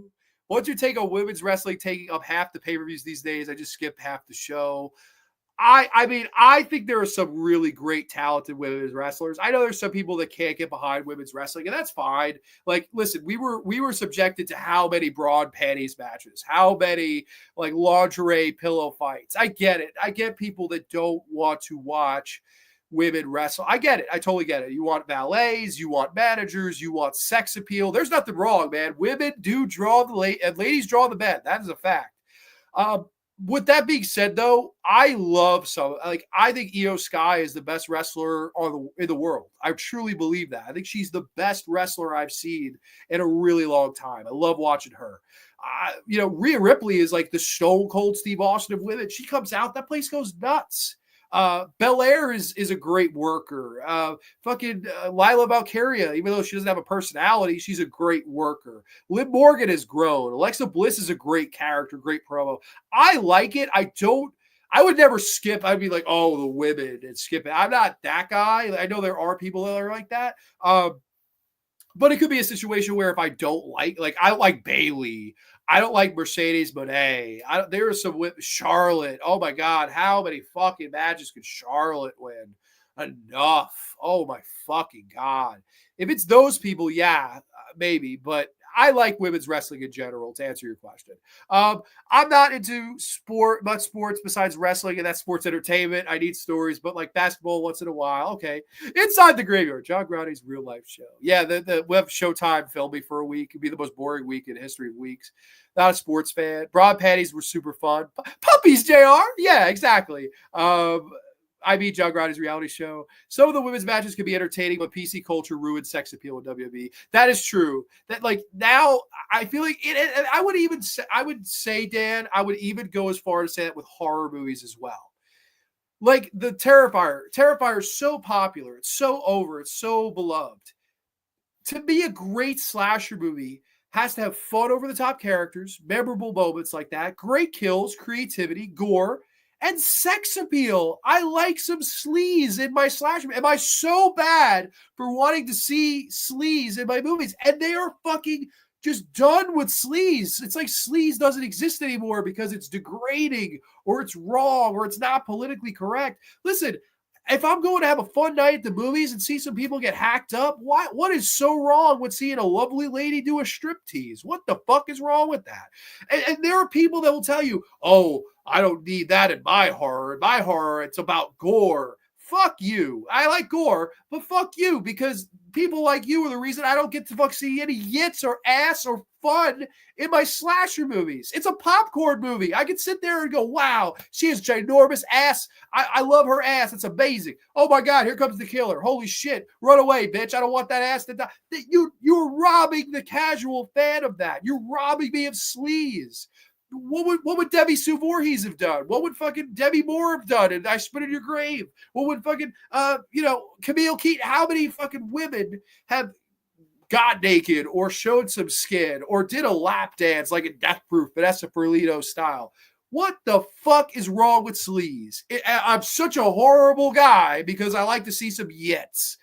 It's not wrong. It's a fucking part of your movie, and I don't understand why it's been completely cut out of movies. It's been completely cut out of pro wrestling. I'm a fucking sadist now. If I say, wow, that woman has a nice ass as a pro wrestler, I'm a sadist because I'm watching her for her wrestling, but shit, she's got a nice dunk.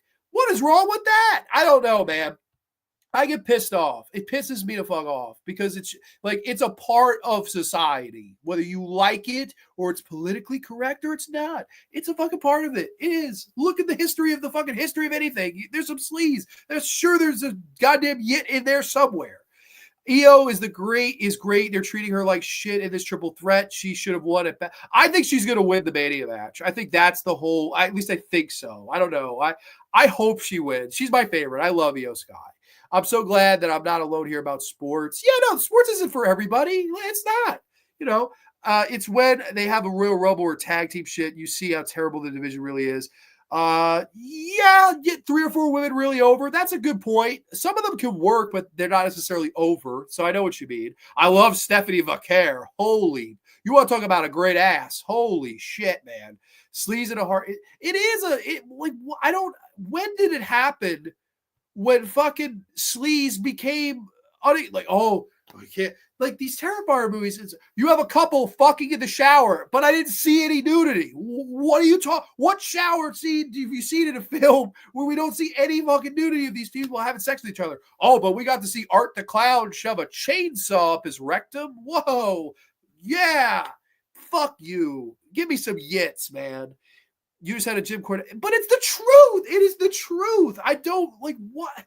I love Halloween too. I like the scene where the lady with her giant yits gets into the hot tub and then she gets killed by Michael Myers. It's an awesome scene. It's awesome. I got some yits. I got a great kill. I'm satisfied. That's a slasher movie. What the fuck? That one's, we have to respect her. She's got to keep her fucking clothes on. Then she's going to get drowned, but it'll be more gratuitous so the fucking marks in the semicircle can jack each other off until their balls are empty. Budge Ripple, yeah, bitch, touch those nipples. What? Budge Ripple, yeah, bitch, touch those nipples. If that's not the comment of the 300th show, I don't know what is. Imagine Scott Steiner in the theater screaming, run away, fat. Run away, fat ass. Scott Steiner, man, you have a 66.76% chance of surviving. Yeah, I do. That's not my problem. I am with you. I like to see boobs and ass in my heart. Yeah, it's not. I don't understand. I'm a sadist. I'm a goddamn sadist because I like to see some yits every now and a while. What the fuck, man? I don't get that argument. Had some lady come at me because I said that about Terrifier. She's like, oh, the beauty. You don't get it. The beauty of this film is the gore. I'm like, I get it, Sally, but your fucking movie don't have no goddamn yits. Probably politically correct, but I grew up in an era that I watched to see big naked yits, gore, blood, violence, lots of sleazy stuff. Fucking A. If you were here right now, Missy, I'd give you a fucking high five. I think Grande had one too many Mountain Dews. Oh, we got the 2-liter here. We got it here. But I like sleaze. Am I such a horrible person? I don't know. That was fucking hilarious. It's the truth, goddammit. And the truth shall set you free. Debbie Sue had some stellar yits, perhaps number one in the biz. Yeah, she had some yits. If she ran around, she'd poke somebody's eye out with her yits. Does that mean I'm a sadist for liking boobs? I don't know. I see. To some people, yeah. I just don't understand that. You don't see any of it in horror movies anymore. It's like they passed a law. Don't you show anybody's yits. Don't do it. I also love how you put over yits. It's phenomenal. Well, hey man, yeah, yits is that's a Dan word that it's funny as shit that gets over, right? People love it so much, I put it on the back of the t-shirt. I was like, that's so funny, man. I love it. Yeah, Grande, if you don't care about that, you don't have to watch it. Exactly. I don't. No, I don't. I don't think every horror movie needs sex and nudity, but it's okay to have it in there too. I also think they should have nudity for the women too and make it more balanced. I think it's all sure. I think that's totally fair. That's a more fair and calm way of saying what I'm trying to say. So yeah, I agree with that. You sound like Tyler. Do I? Kills Yitz Grande's Graveyard. There it is. Write it. Just getting you to sap. It was funny. Okay. Say it was funny. Okay. Let's see. Grande getting high off the dues. Yeah. It's the never. Yeah, this is the long. It's probably gonna be the longest Grande's Graveyard. I still have so many more questions. I'm going as fast as I can. I don't care of horrible person for liking that stuff, Grande, and that's coming from a few. Yeah, exactly. Like, but you'd be surprised. I don't know. It's weird. People, PC has fucked up a lot of things, and horror movies shouldn't be one of them. But here we are. And I like nudity movies. I think it has a place, but I'm not big on sex. But it has a place in. Yeah, it has a place. Like, listen, I'm not saying go make a Skinamax movie. I'm just saying, what the fuck is wrong with little sleaze in a slasher? Am I that? I don't know. That's just me. Let's move on, though. I'm sorry. I am very sorry. I just decided to get very angry and passionate at that. That happens. I think we were to Johnny Perna. Congrats on 300 episodes. Congrats on your contest win. My questions would be, what would you say has been the most difficult episode to put together so far? 2, is there a movie that you came across while doing show prep that you haven't seen before and now has become one of your favorites? Ooh, that is both really good questions. Movie I've come across that has become one of my favorites I had never seen before was Twin Peaks Fire Walk with Me. I had never seen the movie. I'd always been told it was terrible and that it's David Lynch's worst movie, and just to avoid it if I'm a fan of the show. And I love the show. I love Twin Peaks. I avoided it. Then I had Merdsy on and I had said, hey, pick your top 5 David Lynch movies. And he said, Fire Walk with Me was number 5. So I said, all right, got to watch it. This is it. I will tell you that has become one of my all-time favorite movies. Like, I was fucking floored by that movie. Like, absolutely floored by it the first time I saw it. I was like, that is one of the best movies ever made. And it's my favorite Lynch film now. It has actually surpassed Mulholland Drive as my favorite Lynch. It's a masterpiece. And I'm so excited for the 4K. I've seen it twice in the theaters since that episode merged a little over a year ago. I know that's crazy, but that's how much I like that movie. A quick anecdote. I saw that just about, I think, early 2024. It was me and Billy Henry. We went to Cinema Arts Center, sold the fucking place out. We were in the front row, the last 2 seats in the front row. That is one of the top 3 times I ever went to the movie theater, was watching that movie, sold out crowd, front row, Billy Henry, just surreal. Really one of the coolest movie theater experiences I ever had. So Fire Walk with Me is absolutely my answer to that. I avoided it because of its rep for so long, and now I'm glad that I saw it because it's one of my favorite films. What would I say is the most difficult episode to put together so far? That's a good question too. Episodes to put together that are hard are generally the ones where it's like I'm trying a new gimmick, where it's like next week I'm trying a new gimmick with Alpha. We're trying the controversial horror opinions and like what will we do, right? That's something that's new. So those are really hard to plan for because it's never been done before. I've never seen it done. I've never done it. So those are really hard. As far as which ones those are, the overrated, underrated, I think I invented that. I don't know anyone that did that concept before me. So I was like, I got out of the trash can. I'm going to pick them out of the trash can. We'll pick the good ones out of the pumpkin or the Grande Screamer mug or whatever. Those like coming up with an original idea for a show. Those are the hardest ones to prep for. So I would say that for sure. I'm gonna try to get through the questions. I'll look at the comments as well, but this is going long. So I really want to get to everyone's questions here, and then maybe we'll call it. We still have quite a few to go, though. Mr. Dan and Horror. My favorite episode would be The Twilight Zone, Season 4 with Fever Dreamland Theater. Question number 1. All-time favorite episode of any TV show. Question number 2. Favorite non-horror film. I answered favorite non-horror film. It's either Clockwork Orange or Big. Big if you're talking about a movie that's like, no controversy or craziness or violence in it. Clockwork Orange if you don't count any horror elements there, which there aren't, but there is some, murder and blood and craziness. So I don't know. Big would be my answer. Big with Tom Hanks. All-time favorite episode of any TV show. All-time favorite episode of any TV show is gonna be the Hitchhiker episode of The Twilight Zone. I think that's might be the best episode of the series. It's that, or it's 5 characters in search of an exit. If I had to pick something that wasn't Twilight Zone, it would be the last car episode of the Tales from the Dark Side. I think that is one of the best episodes of TV ever. I think it's so good. Begonia Plaza's performance, the tunnel, the whole innuendos of death, the writing.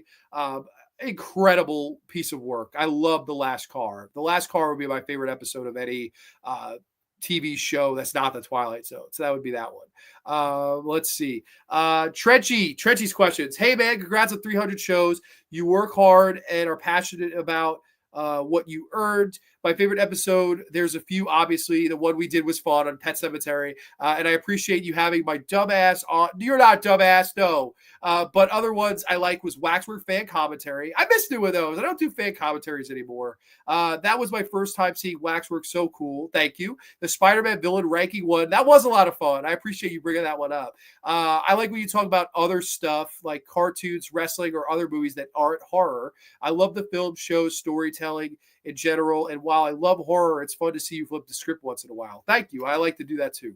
The 90s horror one with the urban legend debate was fun.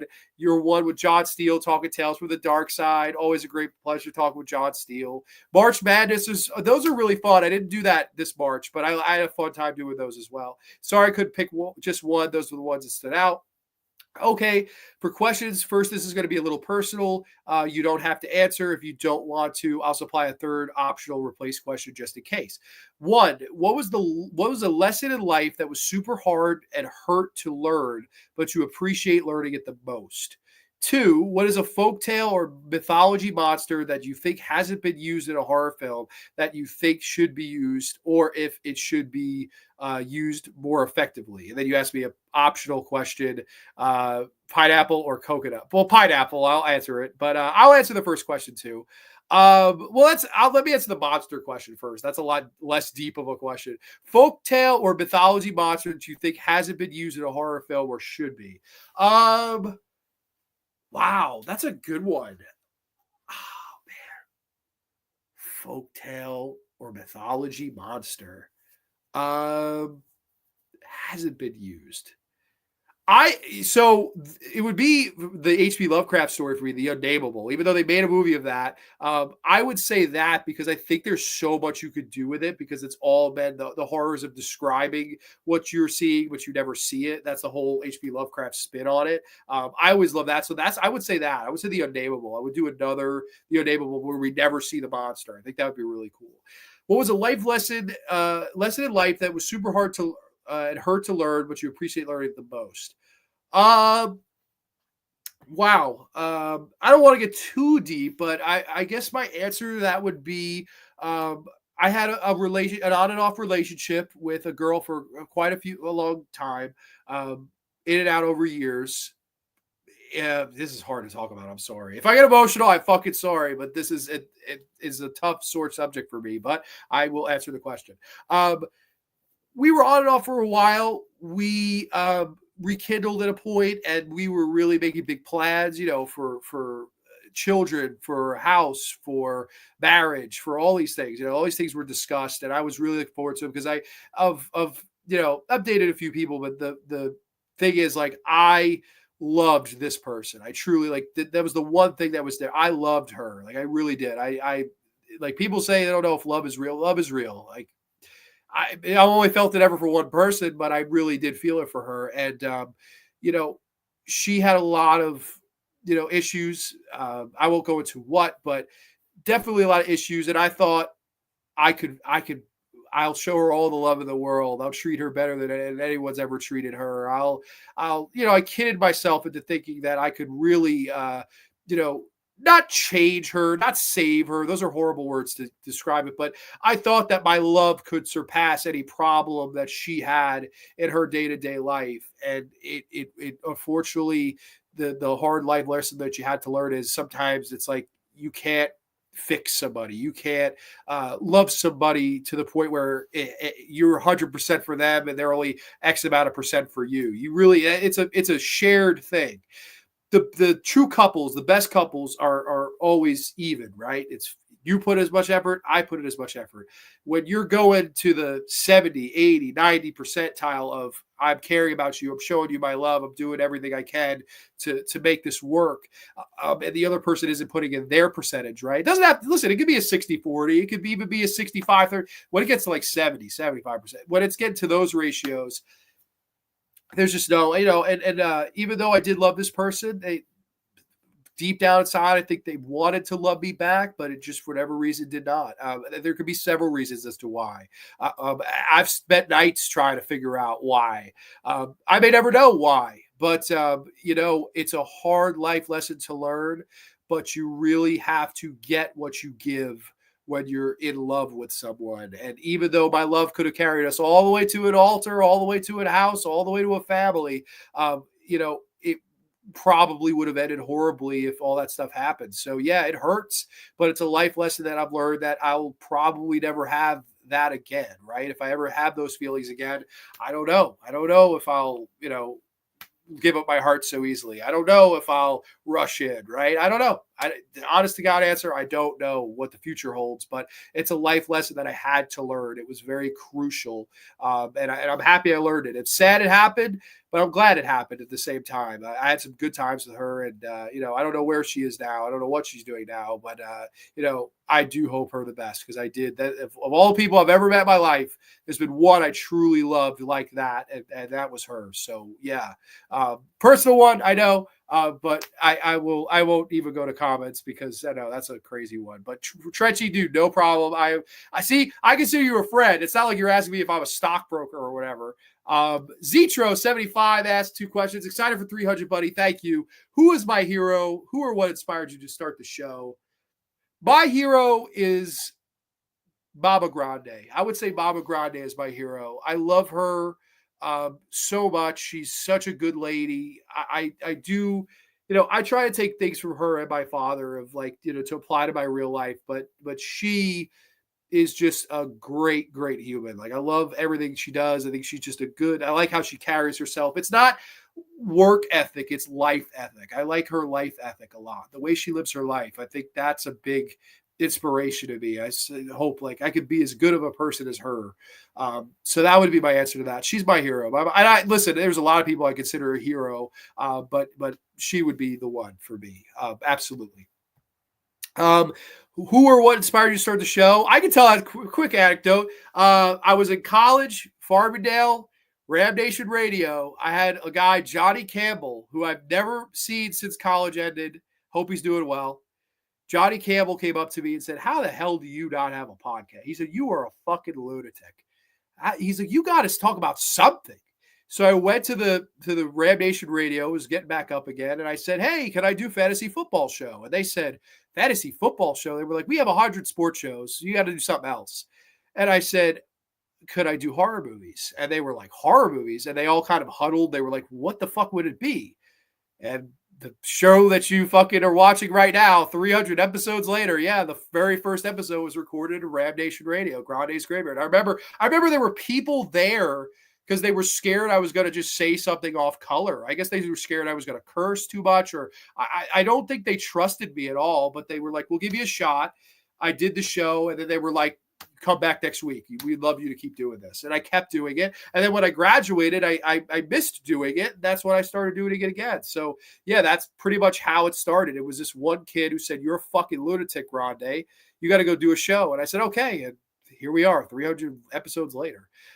Greek world for real. How do you think the horror genre will be in the future? Is the slasher genre making a comeback? Been an honor being your friend. Thank you so much. Dude, your friendship means the world to me. Thank you so much, Nate. I appreciate you saying that. How do we think the horror genre will be in the future?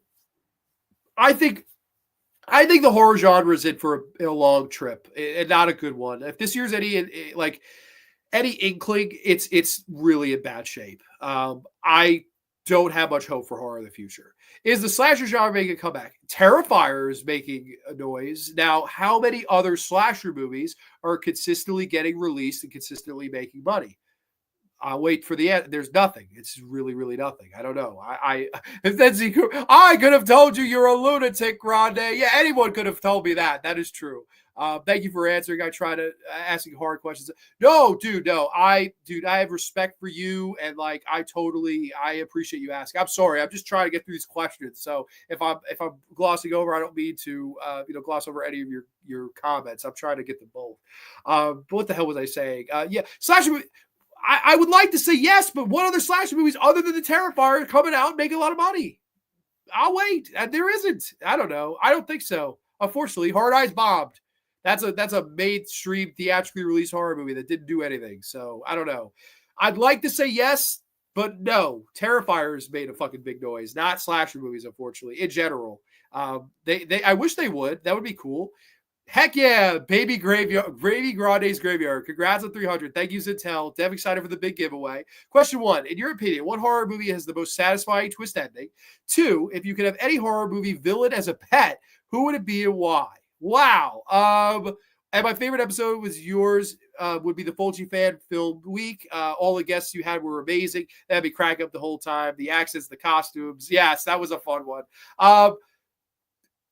Horror movie is the most satisfying twist ending. I would say the first Saw. The first Saw is such a satisfying twist ending where you're just like, holy cow, when it ends, man. That's really a special one. If you could have any horror movie villain as a pet, who would it be and why? Who would I pick? I don't know. I could say Cujo, right? No. Church for Pet Cemetery. That would absolutely be my answer. Grande, have you thought of doing a blog? I've not thought of doing a blog, to be honest. That stupid mask was reason enough to skip Hard Eyes. Yeah, not saying you should, just curious. No, I honestly just never thought of it, to be honest. Grande, just say pass sometimes, maybe. Pass the question, pass the whammy.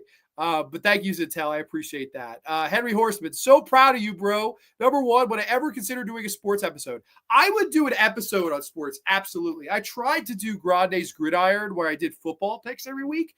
It just didn't get enough views. And the only thing was too with that, it was so hard to do because every football, you have Thursday night games. I do Grande's Graveyards on Thursday. So unless I recorded it after Thursday Night Football, which would have been the only real option, and I would have been missing games every week. So I was like, I don't know. Like, I would, though. I totally would. I would love to do an episode on the Mets. It would be a fun episode. How did the idea for the channel start? Actually, just said that one. So that one is answered. As we move on to the Undead of Night. Tom. Hey, John. Cats all over the world are jealous of your 300 lives. Congrats. Thank you, man. Favorite episode was number 1, Salem's Lot, Stephen King special, Tales from the Crypt series, 10 haunted houses, too many to list. Thank you. Question 1, I like horror games. What horror movie would you like to be made into a game? Question 2, Headstones in the Graveyard. What would be written on yours? Mine would be, you kids get off my lawn. That's amazing. Okay, to answer the second question first, what would be written on my tombstone in Grande's Graveyard? Mine would say, here lies a happy camper. That would be my sleepaway camp, and I'm a happy camper. That's why I put the song. Had to.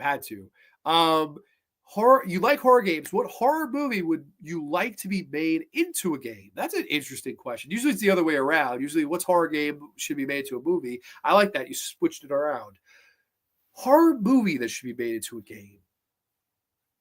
How have they not done a Nightmare on Elm Street video game? Like, that would be so fun for a developer to make that world and make it as colorful and crazy. And I think that would be such a fun thing for a creative to do, like, from a talent standpoint. I think that would be so fun. And the story would be like, you're a bunch of kids and you take turns playing each of the kids in the dream world. And you could have objectives on the outside of the world to try to stay awake and I think that would be cool. I would say A Nightmare on Elm Street would be a great horror film to be making into a game. So yeah, that would be my answer for that.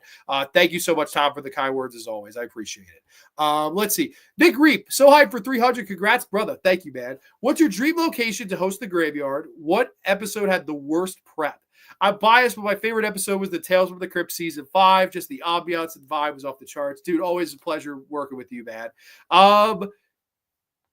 Dream location to host the graveyard, funny enough, would be an actual graveyard. I would love to do a Grande's graveyard live at a cemetery. I think that would be so fucking funny. Like, granted, with all respect to the dead, and getting Wi-Fi, getting connection, all this stuff would be really, really hard. Getting permission from the cemetery and then avoiding the police for 2 hours, that would be kind of nerve-wracking. But I don't know. I think live from a cemetery would be really, really fun. That would be. Oh, there he is. He just popped up out of nowhere. I'm answering your questions. Nick Reed, thank you so much, man. I appreciate that. So yeah, dream location would be International Cemetery. I would like to try to make it happen. What episode had the worst prep? Wow. That's so the worst, like, overall movies or whatever I was watching. That's easy. Wrong Turn. And that's the most watched episode. Wrong Turn. Watching Wrong Turn 3 through 6 is the worst thing you could do. It really is. That is absolutely the answer to that question. And funny enough, it's the most watched Grande's Graveyard. So my pain was worth it, I guess. I don't know. We got good brother Greg saying, congrats on Grande, 300 Grande, buddy. Heart, thank you. First off, Jeepers Creepers with Reap. I'm a big fan. I love a good throwback. Absolutely, man. Always fun to work with the Reapster. First question, when can we expect a follow-up or sophomorial premiere, if you will, to your debut film? Second question, any thoughts on hitting every baseball stadium and seeing the Mets play them? I would love that. And of course, Greg and I, we went to Pittsburgh and saw the Mets and Pirates play in PNC Park. It was a beautiful day. We had a nice time in Pittsburgh. Really, really cool. I would love to do that. I would love to see the Mets play at every park. I know Mateo and I are trying to set up going to see a Toronto game, a Blue Jays game, but the Mets don't play them there. They play them in New York only. So that's unfortunate. But I would love to. So yeah, the answer is yes for the second question. The first question, when can you accept the follow-up? I've talked about the follow-up, but like what I'd like to do. The answer would be, honestly, it would be time permitting and money-wise. Like if I could get the money, I would love to do that. But then I'd probably have to leave my day job, and then I would really need to be compensated on the outside. Like it's tough. It would not be an easy thing to do. But it's a situation where I really would like to say sooner than later. I have ideas. I have like short scripts that I'd like to adapt. The only thing is I could answer and say is it would just be a money thing. Whenever I get the money to do so and the time permitting, that's when. And it'll happen. I'm not giving up. I'm not going to stop. It's just life has kind of been, crazy as always. So it's a situation where I'd like to say tomorrow, but I don't know yet. Okay, we're getting to the last few questions here. I don't think we have too many more. Yeah, we actually do. Okay, go as quickly as possible. Dr. Howdy, Dr. Hogg, ever whack anyone off a mountain in Fortnite? No, but I know you have. What's your favorite rubber monster movie? Also loved the vampire episode. Tons of fun on that night. Thank you. I love that episode too. Favorite rubber monster movie? Well, would you have to say Rubber with the killer tire? Would that count? That's a rubber monster movie. I'm guessing you mean more like a man in a rubber suit. And my answer would be Godzilla versus the Smog Monster. I love that movie. I think it's the best Godzilla movie. I think it's one of the number one Godzilla movies for like Godzilla having screen time. So that's a great one. Yeah, Godzilla versus the Smog Monster. Next question's from Street Heat Perna. Congrats on 300. Thank you, JP. If you could place one actor in a horror movie who has never been in one, who would it be? If you could retroactively catch yourself in any horror movie, what would it be and what part would you want to play? Ooh, I would cast myself as a zombie in Dawn of the Dead. I would cast myself as the fat. Well, I'm not that fat. I don't know. The fat guy. No, I can't do that. I can't do that. I would cast me. I got it. Cast me as David Hess's buddy, Giovanni Lombardo Radici again in a house by the edge of the park. I could be his buddy, party, have screen sex with fucking the lady from Cannibal Ferox, make them die slowly, and I get to fucking have on-screen battle and kill with David. I mean, fuck yes, absolutely that one. If I could place one actor in a horror movie who's never been in one, ooh, that is a good question.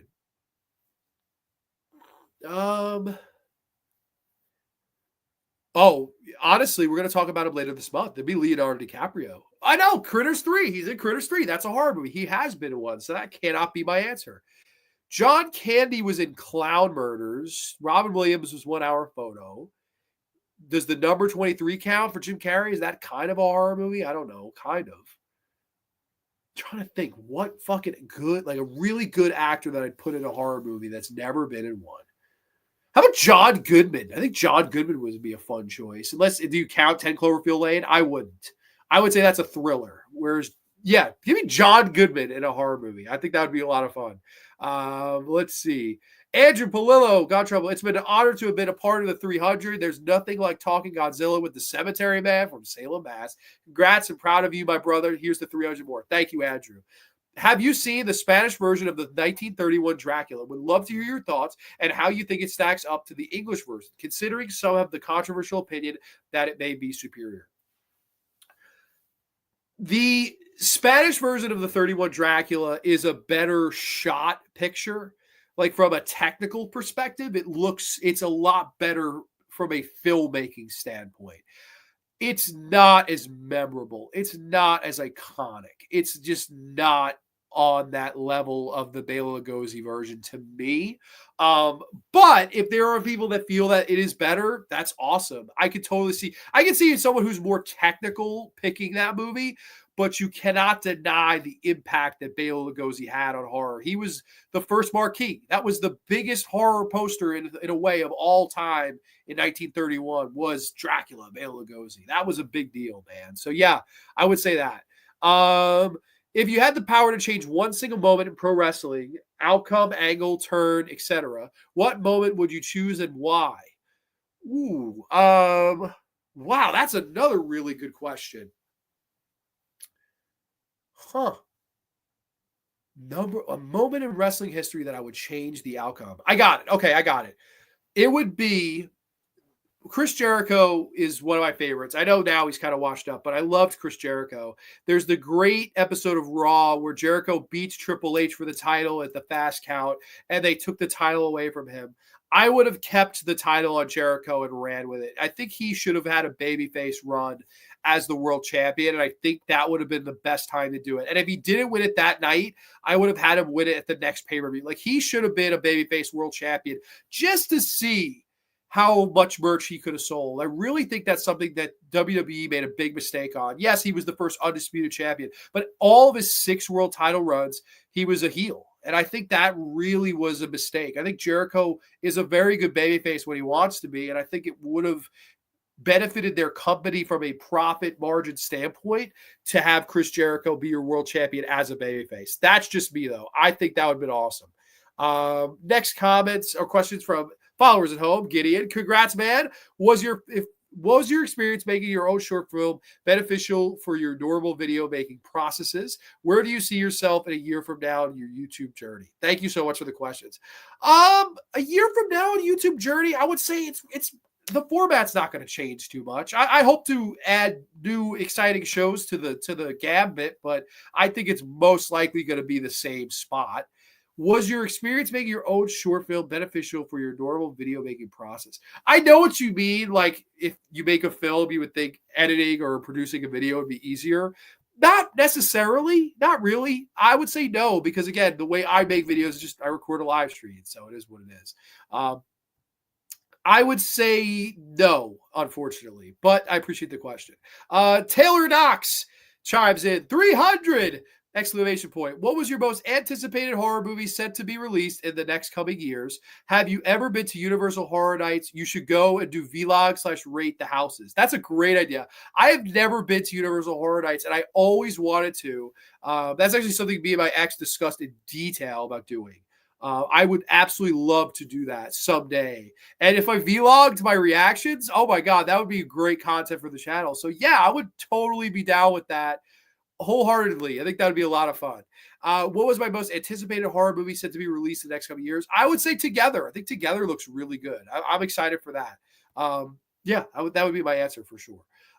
Next questions here. We're getting down to it. It's very end here. John Landry, which Mountain Dew is the best?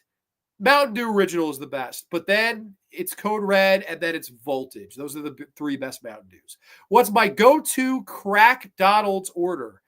Ooh, okay. So I'm going to go to a double, a big chicken, a large fry, and a 10-piece nugget. I think that's a good, or it's a little bit of everything. And then a large Dr. Pepper if I'm washing it down with something from there. Donovan Alba asks, congrats, Grande on 300. If you could play a role in any movie, which movie would it be and why? If you could change an actor in the movie, who would it be? And who would you substitute that actor with, or would you leave the cast as is? Okay, so if I could play a role in any horror movie, I did answer that before. I got to give a different answer now. Let me play Jason in a Friday the 13th movie. Let me play Roy in Part 5. That would be a lot of fun. If I could change the actor in that movie, who would it be, and who would be your substitute? Okay. Change any actor in a movie. Substitute an actor.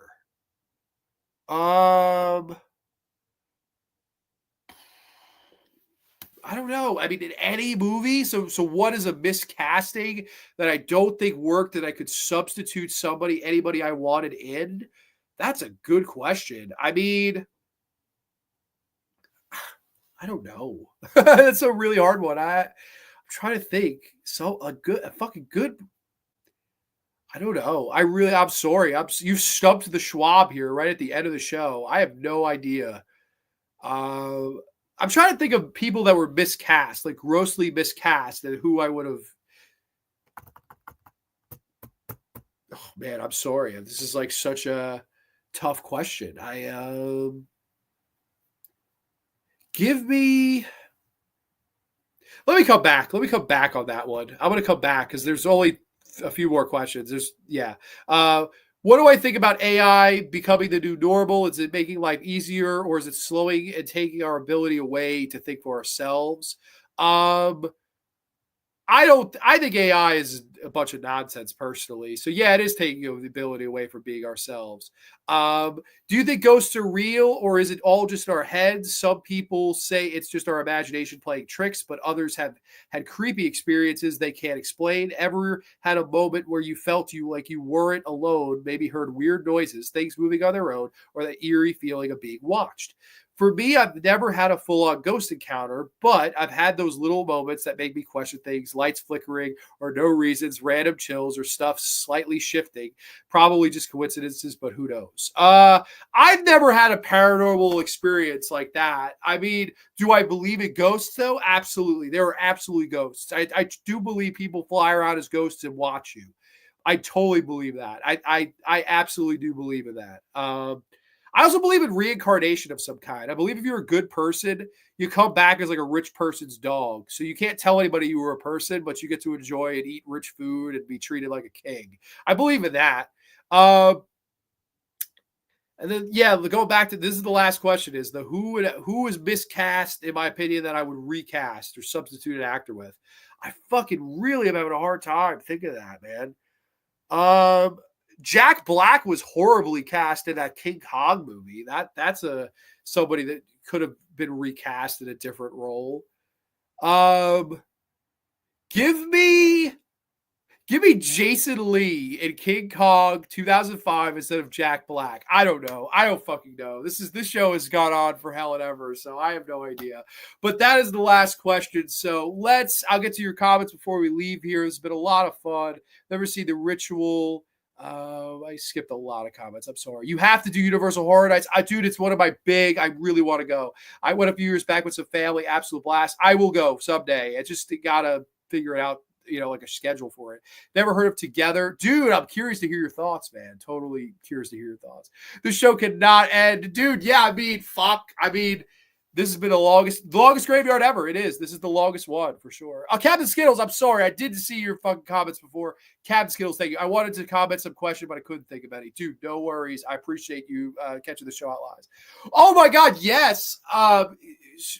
Recast Melissa Barrera with. How about this? Recast Melissa Barrera with Sophie Thatcher as the lead in those scripts. That automatically you've got a better movie, just based on talent alone. Really good stuff. Oh, you know what? I got it. I got my answer. I would say make a Soledad Miranda biopic with Camila Mendes before she gets too old. That's like my absolute, that would be a monster movie if you fucking did that. So that would be cool. Great stream. Here's to the next 300. Tom, thank you so much. Thank you to anyone that's, if they somehow stayed the whole time, holy shit. Congrats again to 300 episode. Cheers. Cheers to 300 more. Holy on the graveyard. Too sweet piece. Yeah, we'll show the video one more time as a way out, man. I got to say, you guys are so cool. So many cool questions. I'm happy. Congrats to the 3 winners. 300 episodes of this. I'm so humbled and honored to host this show every week. And it's really, really a great time to be your host and narrator. It's really cool. So just want to say thank you guys so much. I love you guys. Cheers to a safe, happy, healthy weekend. I'm out of the dew with a wine glass, so it is what it is. But everybody, we'll catch you next time. Only on the graveyard. Too sweet piece. And one last intro, buddies. Good night, guys. Okie dokie, I believe we are all the way live. And hello and welcome to my graveyard. I am your host of the evening, the Cemetery Man from Salem, Mass. Always taking names and kicking candy ass, live and in living color here with you. Only on Grande's Graveyard. Hello and welcome to the debut edition of Grande's Graveyard. I am your host.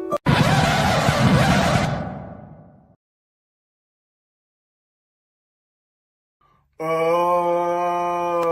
I'm a happy camper. I love the summer sun. I love the trees of forest. I'm always having fun.